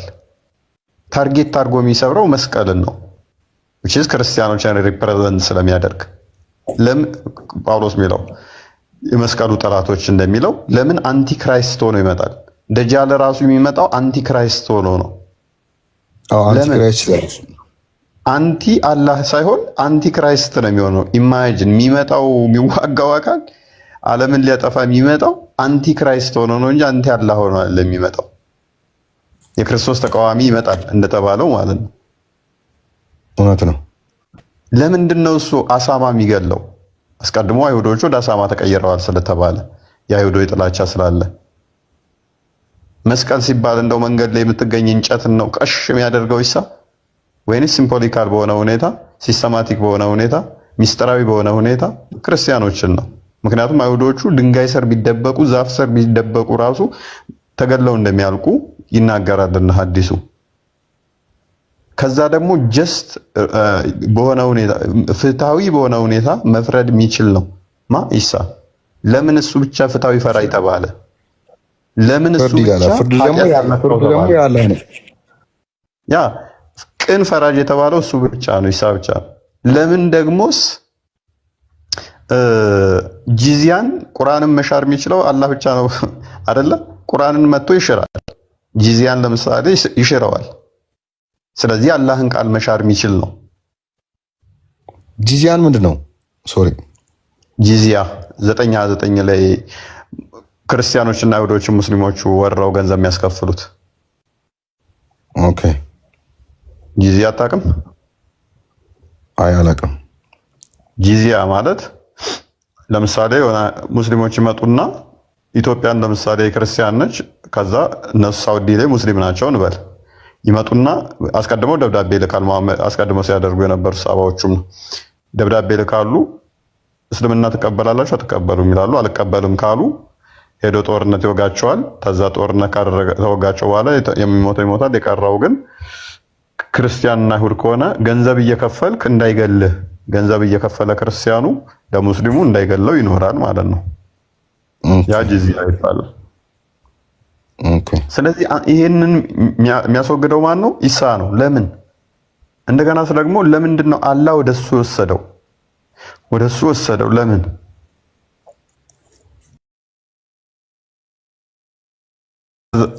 ይሄንን ስታዩ ነፍስ ልክ ወፏን ነፍስ አድርጎ የሰራው ኢሳ ነው። ለምን ሌሎቹ ሳይሰሩት?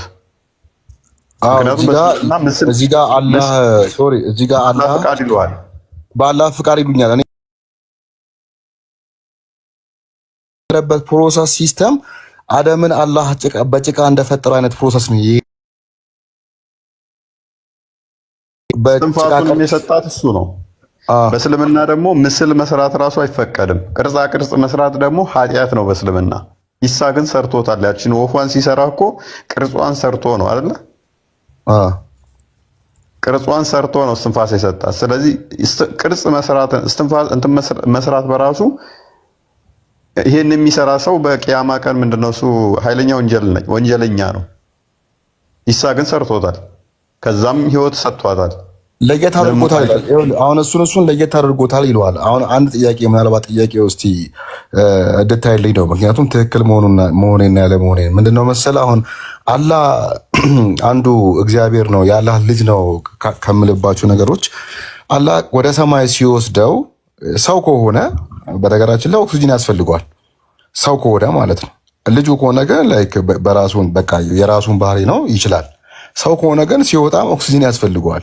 እሺ በታምራቱ ወጣም በል። ከዛ በኋላ ሰው ነውና እየተመገበ ነው።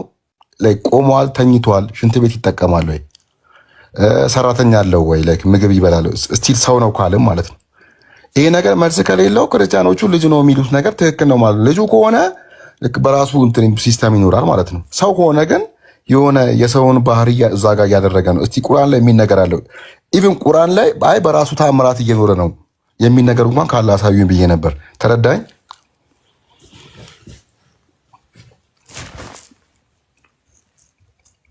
ግብርስ ይገብራል አይገብርም? ይከፍላል አይከፍልም?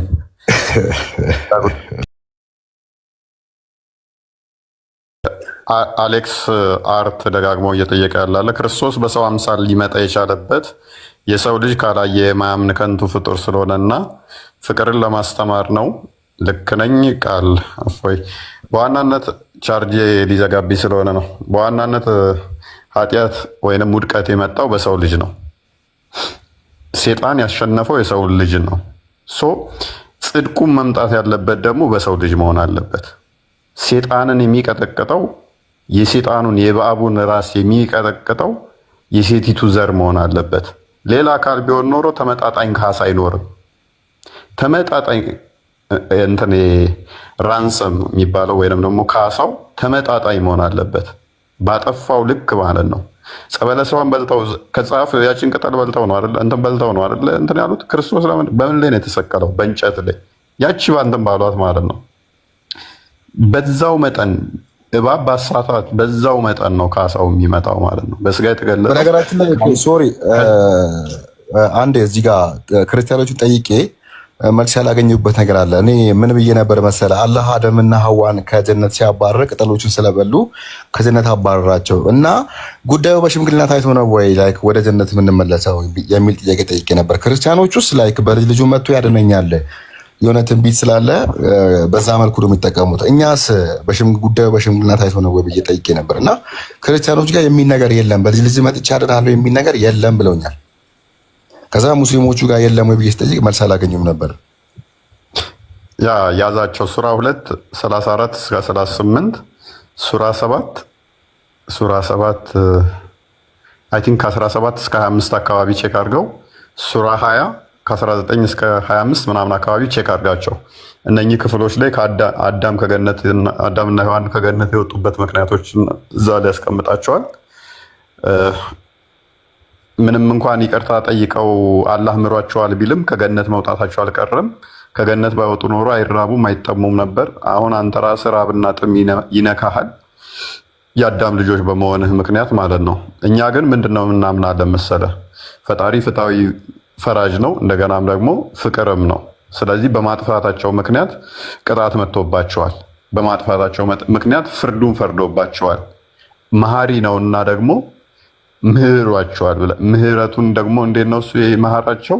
ካሳ ክሶ ካሳ ደግሞ እነሱ መካስ ስላልቻሉ እሱ በስጋ ተገልጦ አስቀድሞ ዘፍጥረት ምዕራፍ 3 ቁጥር 15 አካባቢ ላይ በአንተና በሴቲቱ በዘሯና በዘር መካከል ጠላትነትን ይኖራል ከተባለ እሱ ራስን ይቀጠቅጣል፣ አንተም ሰኮናውን ትቀጠቅጠዋለህ ተብሎ ተነግሯል። የሴቲቱ ዘር እባቡን ወይንም ሴጣኑን የሚቀጠቅጥ መሆን አለበት። ሌላ የሆነ አካል አንበሳ አይደለም የሚቀጠቅጠው። ምን መሆን አለበት? የሴቲቱ ዘር መሆን አለበት። ከሴቲቱ የሚወለድ መሆን አለበት። ልክ ማርያም ትመጣና ዳግማዊ ሔዋን ትሆናለች። ልብ በል፣ የሴቲቱ ዘር ዛለች። ከዛ ክርስቶስ ይመጣና ደግሞ የሴቲቱ ዘር ይሆንና ምን ይሆናል? ያች በስጋ ሲገለጥ ማለት ነው። ያንን የተባለውን አስቀድሞ ሴጣኑ ያሳሳተው የሰውን ልጅ ስለሆነ የሚመጣውም ደግሞ ያሸነፈኝ አምላክ ነው ብሎ እንዳይኮፈስ በስጋ የተገለጠው ሰው በሴጣን ላይ ኃይል እንዲኖረው በስጋ የተገለጠ በሰው የመጣ ያንን ሴጣን ማሸነፍ አለበት። ከዛ ወዲያ ኮንፊደንሱን ታገኛለህ። ለምን? አስቀድሞ አሸንፎ ነበር፣ ሰው ብቻ ነበር። አሁን ወደ ቀድሞ ክብርህ ወደ ነበርክበት ሲመልስ ምንድነው ሰይጣንን ማሸነፍ እንደምትችል ኃይሉ እንዳለ ጸጋውን መልሶ ይሰጣል። ያንን የማድረግ ጸጋውን መልሶ ይሰጣል ማለት ነው። መልሰህ ታገኘዋለህ።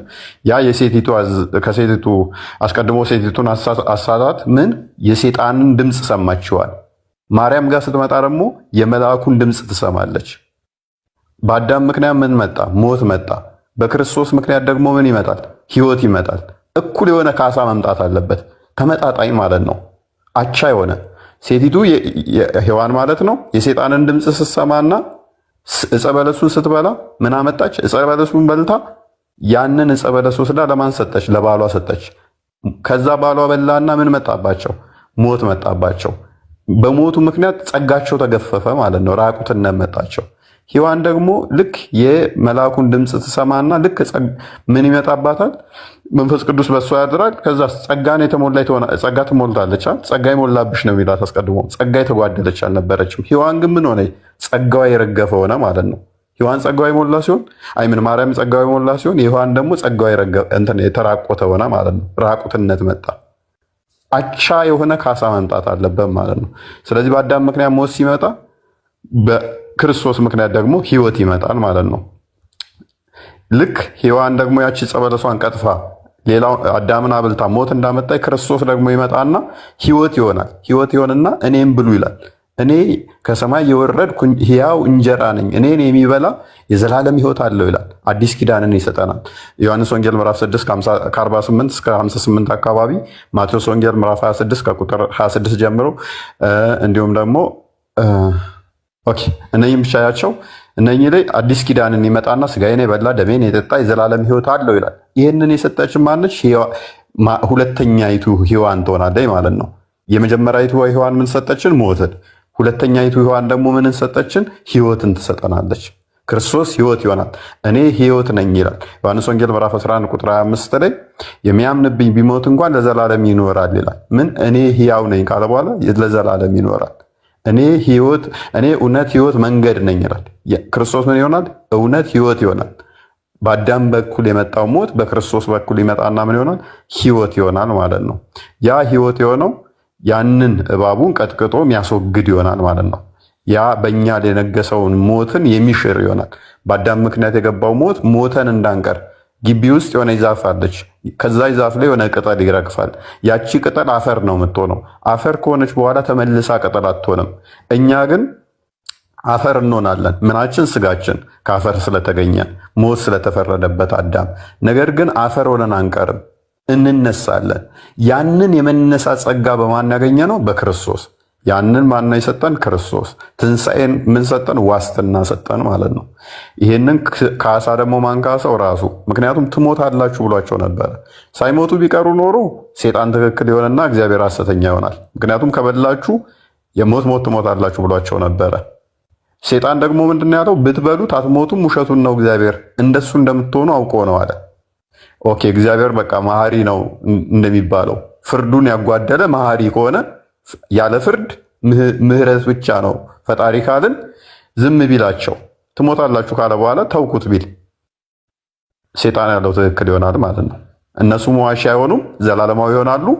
ስለዚህ ሴጣን ትክክለኛ ይሆንና እግዚአብሔር ስህተተኛ ይሆናል። ነገር ግን እግዚአብሔር ሁሌም ቅዱስና እውነተኛ ነው።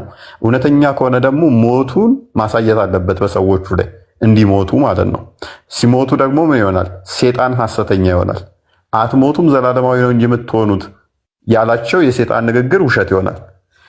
ሰው ከሞተ በኋላ አዳም ዋሽ ከሆነ በኋላስ? ነገር ግን እግዚአብሔር ደግሞ ፈርዶ ብቻ የሚተው አይደለም፣ መሐሪ ነው። መሐሪ ከሆነ ደግሞ ምህረቱን ማሳየት አለበት። ምህረቱን እንዴት ያሳያል?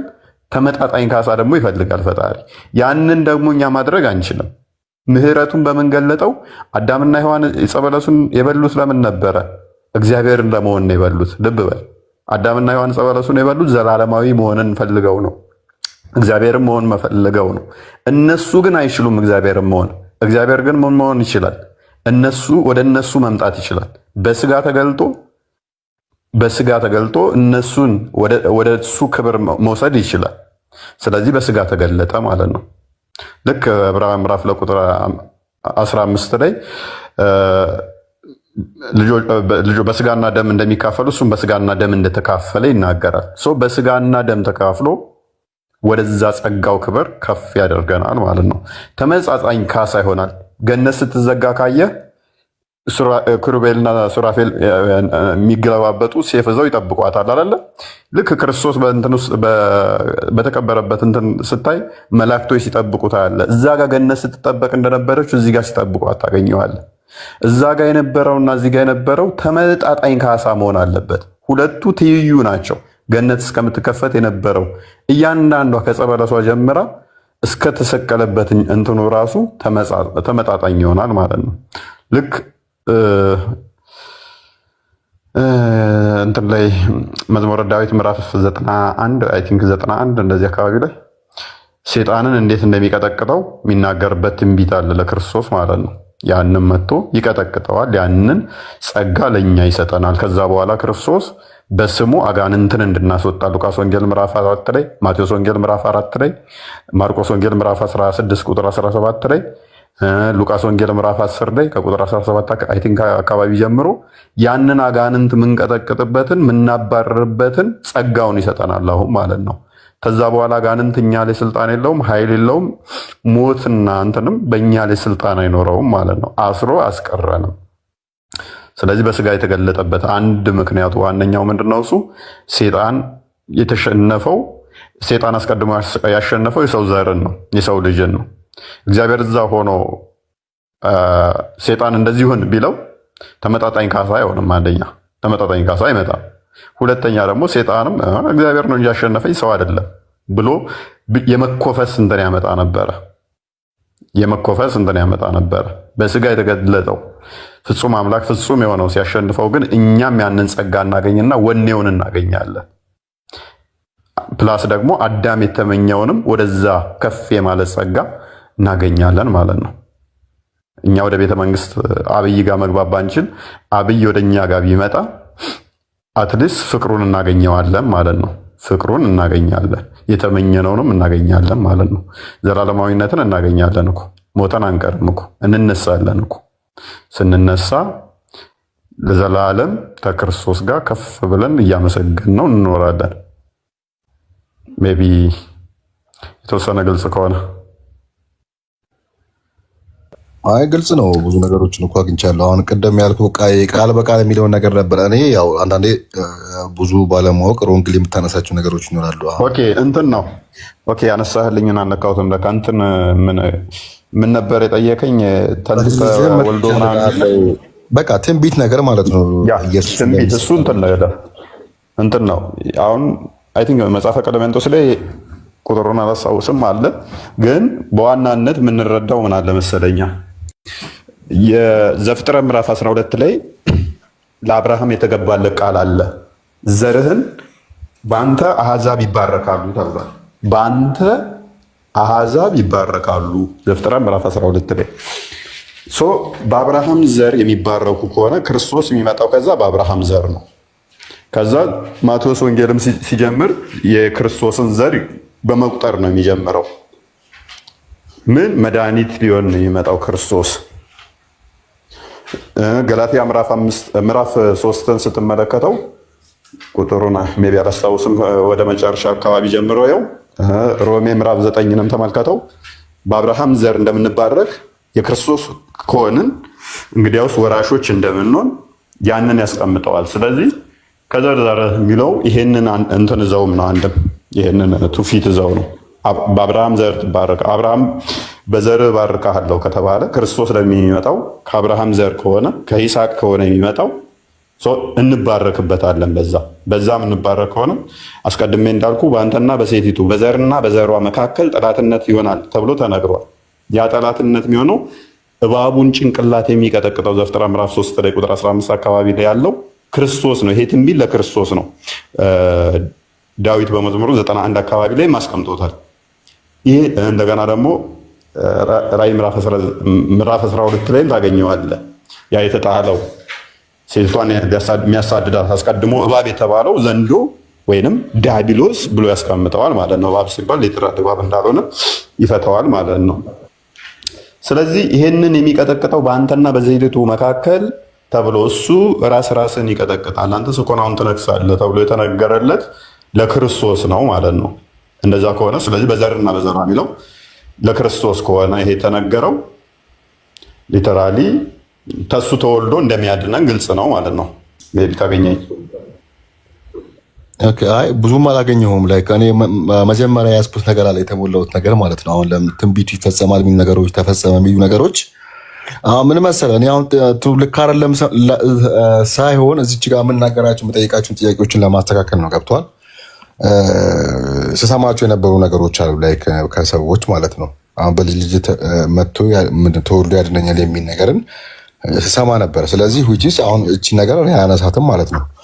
ያ ማለት እዚህ ጋር ልክ አይደለም እያልኩ አይደለም። ሌላው ደግሞ እንደገና ኢየሱስ ይሰቀላል እና ደግሞ መሰቀሉንም እንደ ትንቢት ቀድሞ ተነግሯል በብሉይ ኪዳን ማለት ነው። እንደዛ ነገር የሚል ነገሮችን ላይክ ስሰማ ስለነበረ ነው። እና ደግሞ እነዚህ ነገሮችን አያይዤ ሳነሳ ስለነበረ ነው። አሁን ቃሉ እንዳልጠቀመው ነው።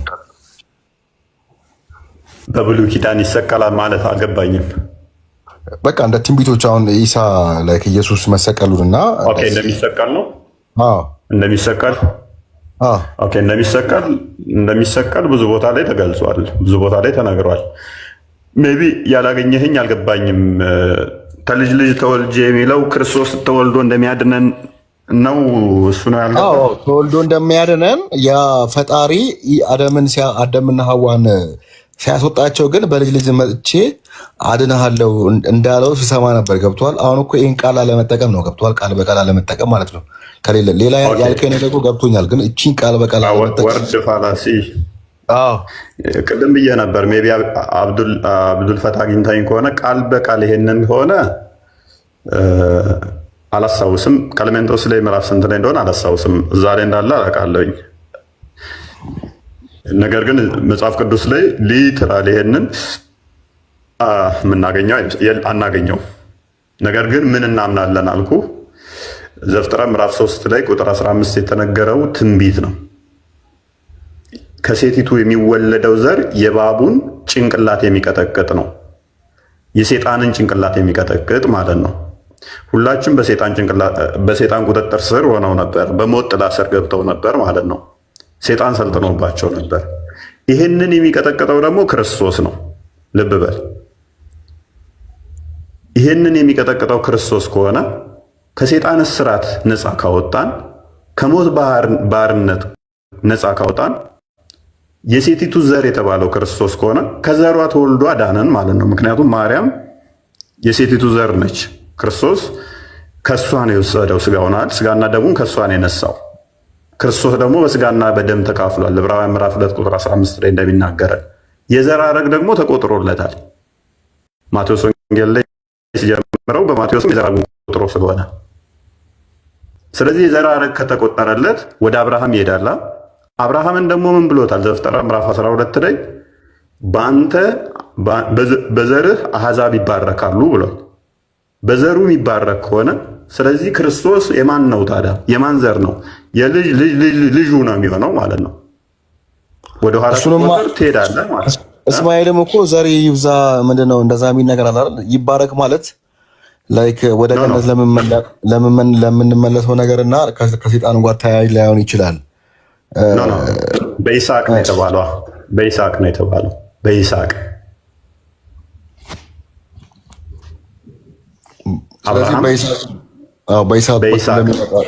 ሐረግ ማለት ነው። ያ በይስሐቅ ነው ትባረካለህ የተባለው። ገላትያ ምዕራፍ 3 ነው የከፈትከው? እሺ ኦኬ። ሶሪ። እሺ ገላትያ 3ንም ክፈተው፣ ችግር የለው። ገላትያ 3ን ወይንም ደግሞ ብዙም እኔ ጋ አይታየኝም ካሜራ። እሺ 3ን ክፈተው እስኪ። ንባብ ካነበብኩኝ በጣም ረጅም ጊዜ ሆኖኛል። ከወር በፊት ነው፣ ወደ 2 ወር ምናምን ሆኖኛል። እና ከፍ አድርገው አንዴ ወደ መጨረሻ አካባቢ። እሺ እንዲሁ አብርሃም ምንድን ነው የሚለው? ኖ ተመለስ። ቆይ መለስ በለ ወደ ኋላ። እሺ ላንብበው። እንኪያስ እሺ ደብዛዛ ነው። እኔ ጋ አንብበው። እሺ በቃ እሺ እንዲሁ አብርሃም በእግዚአብሔር አመነ፣ ጽድቅም ሆኖ ተቆጠረለት። እንኪያስ ከእምነት የሆነ እነዚህ የአብርሃም ልጆች እንደሆኑ እወቁ። መጽሐፍ እግዚአብሔር አሕዛብ በእምነት እንዲያጸድቅ አስቀድሞ አይቶ በአንተ አሕዛብ ሁሉ ይባረካሉ ብሎ ወንጌልን ለአብርሃም አስቀድሞ ሰበከ።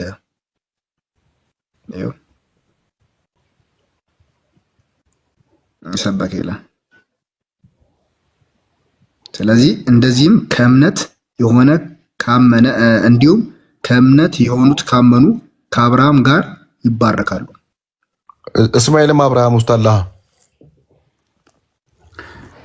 እሺ ከእምነት የሆነ እነኚህ ማናቸው? በይስሐቅ እንደሆነ አይ ቲንክ ሄድ በልበትና ሌላ ጥቅስ ሰጣለሁ። ቀጥል ትንሽ ወደ መጨረሻ ወደ 20 ውስጥ ግባና። እሺ ሃያ ነገር ግን ክርስቶስ እምነት ሳይመጣ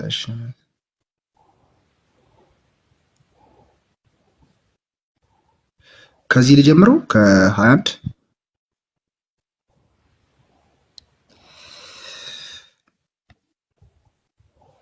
አይሁድም የግሪክ ሰው የለም፣ ባሪያ ጨዋም የለም ምናምን ይላል እስከ 21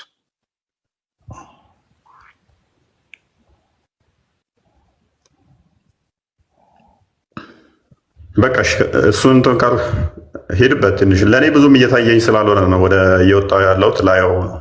እሺ ሮሜ ምዕራፍ 9 ግባልኝ። እሺ የአንተ ካሜራው ለእኔ እየታየኝ አይደለም።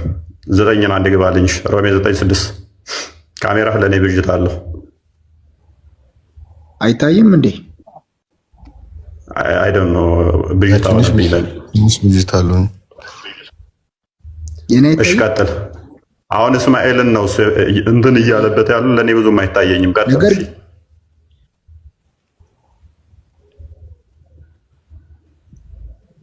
ነገር ግን የእግዚአብሔር ቃል የተሻረ አይደለም። እነዚህ ከእስራኤል የሚወለዱ ሁሉ እስራኤል አይደሉምና የአብርሃም ዘር ለሆኑ ሁላቸው ልጆች አይደሉም። ነገር ግን በይስሐቅ ዘር ይጠራሃል ተባለ። ምን ተባለ? ወንድማችን አብዱል ፈታ እስማኤልን ይቃወማል። አዘሴም ታይም ደግሞ እንደገና ይህም የተስፋ ልጆች ዘር ሆነ። በማን ነው የሚባረከው? በማን ነው የሚቆጠርለት? በይስሐቅ ነው አይደለ? አንደኛ በይስሐቅ ይናገራል። ሁለተኛ ደግሞ እዛ ጋር የይስሐቅ ማን ነው የእስማኤልንም ይቃወማል በግልጽ ማለት ነው። ማለት የመቃወም ነገር አለ። ሁሉም የእስራኤል ልጆች እንደዛ አይደሉም ለማለት ይላል። እስራኤል ዘስጋና እስራኤል ዘነፍስ የሚባል አለ። አሕዛብ ይባረካሉ ተብሎ የተነገረው ክርስቶስ የሚመጣው በማን ነው? በዚህ ነው። እስራኤሎች አሁን እስራኤል ማለት አክቹዋሊ ህዝበ እግዚአብሔር ማለት ነው። የትራዲክ ህዝበ እግዚአብሔር እንደማለት ነው። ያ ማለት ግን አሁን እስራኤል የሚወለድ ሁሉ እስራኤል ነው ማለት አይደለም። እኔም እስራኤል እባላለሁ። አሁን እስራኤል ዘነፍስ እባላለሁ እኔ። እነሱ እዛ ተወልደው ደግሞ እስራኤል አይባሉ። ኢማጅን የአብርሃም ልጅ ሆነው እንኳን እስራኤል አይባሉ። እኔ ግን እስራኤል እባላለሁ። ልብ በል። ቅድም አሁን ገላትያ ላይ ያወጣውላ አላነበበልህም እንጂ ሁላችን በክርስቶስ ወራሽ እንደምንሆን የአብርሃም ልጅ እንደምንባል ያስቀምጠዋል። በክርስቶስ ሆነን እነኚህ ደግሞ የአብርሃም ልጆች ሆነው እንኳን አሕዛብ የሚባረኩት በማን ነው ይለናል? በይስሐቅ በኩል ነው። እነሱ ልጆች እንኳን ቢሆኑም እስራኤል አይደሉም። እስራኤል ማለት የክርስቶስ ተከታይ፣ የእግዚአብሔር ተከታይ፣ የእግዚአብሔር ሕዝቦች ማለት ነው እንጂ ሀገሪቷ የሆነች እቺ 1940 ምናምን እንትን ጠፍታን የተሰባሰበችው እንሱ ማለት አይደለም። አሁን መጽሐፍ ቅዱሱ ላይ ስንተረጉመው እንደዛ እዛን ከመጣን ችግር ይሆናል። እስራኤል የትኛውም ሀገር ላይ የሚኖር እስራኤል ተብለን እንጠራለን ማለት ነው። እስራኤል ዘነፍስ እንባላለን። እነኛዎቹ ግን እስራኤል ዘስጋ ይባላሉ። ስለዚህ ክርስቶስ በስጋ የመጣው ከዚህ ነው፣ በእስማኤል በኩል ሳይሆን በይስሐቅ።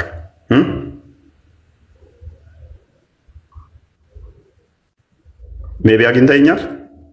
አዎ አይ እንዲያውም እኔ ምን ፖስት ነበር መሰለ፣ እንዲያውም መጀመሪያ እንደጀመርኩ አካባቢ ብዙ ያገኘው ቪዲዮ ምን ነበር መሰለ፣ እስማኤል እኔ አረቦች ያው ከእስማኤል ዘር ነው ይባላል። ስለዚህ አረቦች እኮ ያለ ኒካ ከተወለደ ከእስማኤል ዘር የመጡ የዲቃላ ዘሮች ናቸው ምናምን የሚል ነገር ፖስት ነበር። ምክንያቱም አጋርን በአጋር ሲወልድ አላህ ሱብሃነሁ ወተዓላ ላይክ አብርሃምን ምንድነው ኢብራሂምን ሳራን ማስወለድ ይችላል። ሳራን ማስወለድ እየቻለ ለምንድን ነው ወደዛ ላይክ ያላገባትን ሴት ከሰራተኛ ወለደው? ስለዚህ እስማኤል ደግሞ ከዛ በኩል የመጣ ነው የሚል ነገር ፖስቼ ነበርና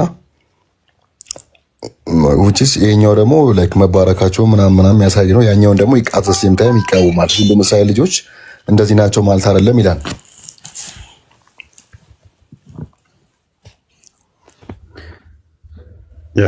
ሜቢ ብትሉት ካለ ጨምሩለት። ቴንክ ዩ። እስቲ በሌላም ጊዜ እመጣለሁ። አሁን ሰዓቱ ሄዷል። በጣም አመሰግናለሁ።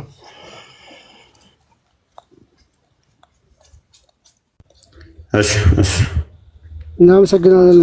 አብዱልፈታህ በውስጥ እናወራለን። ዩዘሩ ላይ ሀያለኝ ቴንክ ዩ ግን ቃል በጣም እሺ። እቺ ብቻ ስለጋበዝከኝ በላኩልኝ ዩዘር ሀያለኝ ነው። እሺ ከፎይ ጋር ስላገናኘኝ ቴንክ ዩ። እቺ ብቻ ሊሰማ ድምጽ ይሰማል ጋይስ? ሳሚ ትሰማለህ? ሲጀምር አሁን በእስልምና ውስጥ ማን ነው ራሱ መንፈስ ቅዱስ ማለት ነው የሚለው ነገር መወራራት አለበት። አየህ ጅብሪል ነው ይላሉ። ጅብሪል ለመሆኑ በምን እናውቃለን? አሁን በቅንፍ ላይ ቀደም አፎ ያለውን ሰምታችኋል። አረብኛው ላይ የለም እያስገቡ ነው። አረብኛው ላይ ያሉ የለም ስጋቡ ነው። ስለዚህ እያስገቡ ነው። ስለዚህ በትክክልም ቁርአን ይሄን ትምህርት ያስተምራል ወይ የሚለውን ነገር ማወቅ አለብን ማለት ነው። የለም እና ያም ነገር መታየት አለበት ለማለት ነው። ልወጣ ነው ጋይስ። ቴንክ ዩ። መልካም። እሺ ሳሪ እንዴት ነሽ? ደህና ነሽ ወይ ሳሪቹ? ላይ ሶሪ ዛሬ በነገራችን ላይ ምን እንደነገሩን ታውቃለህ? ዛሬ በፊት አላህ ለነብያችን አላህ ቁርአን ያወረደላቸው በጅብሪል በኩል ነበር። እሱን እኮ ዲስፕሩፍ አደረጉልኝ። በጅብሪል በኩል ብቻ አይደለም ለራሳቸውም ቀጥታ ወርዶላቸዋል የሚል እኔ እስከዛ ድረስ ሰማ የነበረው አላህ በጅብሪል በኩል እንዳወረደላቸው ነበር። ከዛ የሆኑ ጥያቄዎችን በመደጋገም ስጠይቅ ጅብሪል ላይ አብራራላቸው።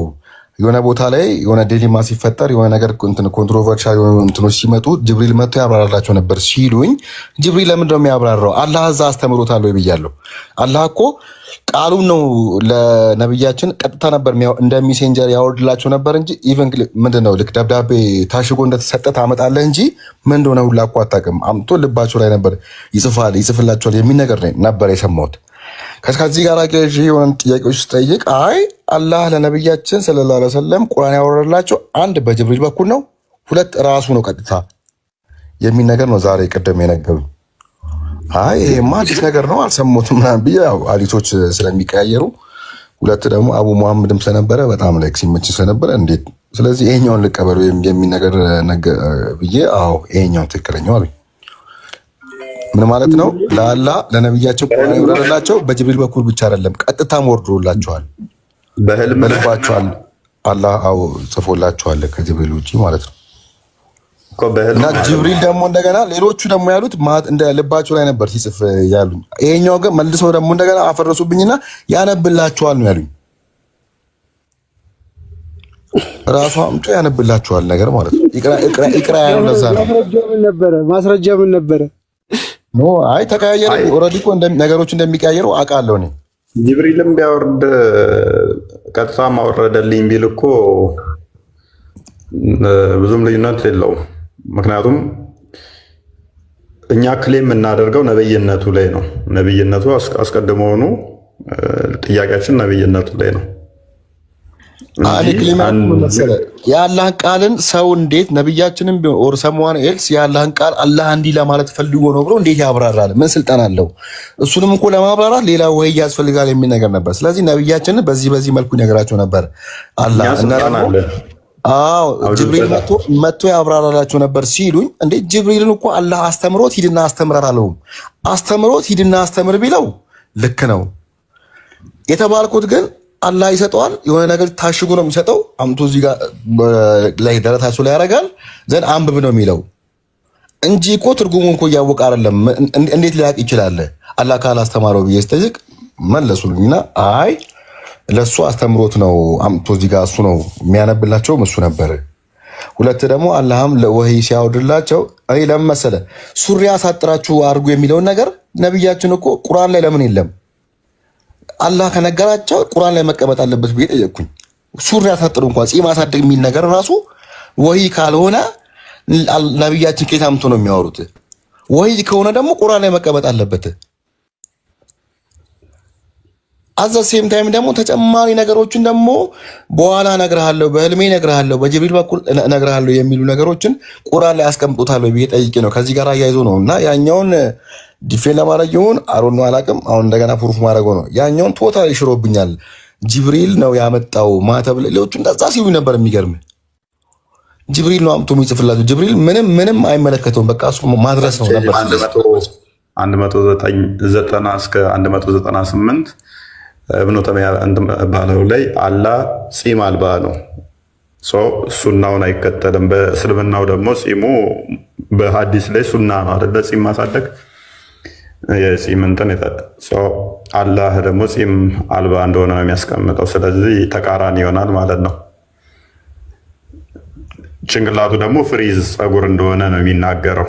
እሱ ደግሞ በእስልምና በሐዲሱ ላይ የሚፈቀድ አይመስለኝም። ጸጉርን የጭንቅላት ጸጉር እንትን ማለት ስለዚህ ቁርአኑ ጋር የሚጋጭ ነው። እንደውም ተተቀመጠ በዚህኛው እንትን ጋር ይጋጫል ማለት ነው። ያው ለከፈተልህ እንደውም በያን ተልቢስን እኔ አይታየኝም ገና ብዙም ስልኬ ይሁን አላውቅም። አይ ከአቢብ ነው አንበበው አንተ አይታይም እንዴ? አሁን የማን ሐዲስ ነው? ሰሂህ ነው። በያን ተልቢስ እንደ ለብኑ ተሚያ ኮሬክት ሐዲስ ይላል። ተቀባይነት ያለው ነው። ዘጋቢዎች ደግሞ ማን ናቸው? በዚህ ውስጥ ያስቀመጣቸው ቀዳት አለ፣ ኢክራም አለ፣ የመሐመድ ያጎቱ ልጅ ኢብን አባስ አለ። እነሱ ነው የተናገሩት እና መሐመድ ሲናገር ሳይ ማይ ሎርድ ብሎ የተረገሙት ምን ብሎ ነው? አምላኬን ጌታዬን አየሁት እና ምንድነው እሱም ወጣት ነው ያንገማን ይላል። ወጣት ነው እና ጸጉሩም ፍሪዛም ነው እና እዛ በወክ ያደርጋል። ያ በለመለመ መስክ ጺም አልባ ነው እያለ ይናገራል። እነማን ያስቀመጡት? ኢብን ተሚያ የቀዳታን የኢክራማን እና የኢብን አባስን ነው ኢብን ተሚያ ያስቀመጡት። ምን ላይ ነው የሚገኘው? በያን ተልሚስ አልጀሚያ ነው ፔጁ ቮሊዩም 7 ፔጅ 290 ላይ ታገኘዋለህ። እና ምንድነው ያለው? ኮሬክት ነው ሂናዲስ ኮሬክት እና ሳሂህ ሙሉን አንብበው ከ290 እስከ 298 አይ ቲንክ ድረስ አንብበው። በቢጫ ልብስ ጸጉሩ ፍሪዝ ሆኖ እንዳገኘው አስቀምጦታል። ባይዞ ሚስት አላገባውም ምንም ገና ወጣት ነኝ ትላለህ። አንድ ጺም አለ ትላለህ። ለማንኛውም ሊንኩን አብዱልፈታ ቴሌግራም ላይ አስቀምጥልሃለሁ። እነዚህ ሁሉንም ሐዲሶችን ቼክ ማድረግ አለብኝ። ቴሌግራም ላይ በለኝና ስትወጣውን እንዳለ አስቀምጥልሃለሁ። እናወራለን በውስጥ። እሺ፣ በጣም አመሰግናለሁ ወንድሞቼ። ኑሩልኝ፣ ክበሩልኝ፣ ንገሱልኝ። እሺ፣ ታንክ ዩ። ዛታ አንብብ በደንብ። እሺ፣ ቃል ታንክ ዩ። በጣም ቃል አሁን እንደቀድሙ እዛ እነሱ ቤታውን ሄደ ቤት ላይ ሲጠይቃውን እንደዚህ ክርስቲያኖቹ ማለት ጥያቄዎች ታንሸራሽራለህ። ጥሩ ነው። ከሌላም ወገን አንተ ባላየበት አቅጣጫ ይመጣል። ልክ እንዳሁኑ ግን አይተሃል። በቃ ዲሲቪ ያደርጉና አጭበርብረው ሸውዶ ሊያልፉ ይፈልጋሉ እንዳሁኑና ስፔሻሊ ቲክታክ ላይ ያሉት እንዳለ ተጠንቀቅ። ኤቪደንሳቸው አይሰጡም። ኤቪደንስ ሲጀመር አይሸውዶን ሳይሆን የኔ ጥያቄ ገብቷል ያለ መረዳት ነው። እኔ ተጨማሪ አሁን ያወኳችሁ ነገሮች አሁን እናንተን እንደሚሸውዱ ለምሳሌ መሸወድ ካልከኝ እናንተን እንደሚሸውዱ እኔን አይሸውዱኝም። ገብቷል። አንዳንድ ላይ እኔ ሳልረዳ ማለፋቸው ቦታዎች ላይ ክርስቲያኖች አጠገቤ ሲኖሩ እነሱ ያስታውሱኛል የሚል ነገር ነበር። ገብቷል። በዛ ሰዓት አልነበሩም። አሁን አንተ እዚህ ጋር ስመጣ እዛች ጋር ሙሉ ለሙሉ አምኜ ነበር። ላይ ብዙ ነገሮችን ነበር የመለሰልኝ። ግን ነገር ግን እዚህ ጋር አማልክት ይላል ሶስት መሆናቸውን ደግሞ አንተ እዚህ ጋር ሳየኸኝ ቴንኪዩ። አሁን ተመልሼ እንደገና ጠይቃቸዋለሁ። በእርግጥ ብዙ ቦታ ሄደዋል፣ መልስ አላገኙልኝም። የተለያየ ላይ ዙሪያ ነገር ነበር። እኔ በቃ ይሄኛውን ሳገኝ በቃ ስቶፕ ብዬ ነበር ተመልሶልኛል ብዬ ማለት ነው። አሁን ተጨማሪ ጥያቄ ነው ሬዝ የማደርገው። አይ ቲንክ ያው መልስ የሚኖር አይመስለኝም ለዚህኛው ማለት ነው። ይቀጥላል። ተመልሼም እንግዲህ እናንተ ጋር ያልገባኝ ነገር ደግሞ መጥቼ እጠይቃለሁ። ቃል ትጋብዘኛለህ? ምንም ችግር የለም። እናወራለን። እንግዲህ በደንብ አንብብ፣ በርታ፣ እግዚአብሔር ይርዳ። ቴንክስ ባባይ። ጎን ለጎን ባይብልም ለማንበብ ሞክር።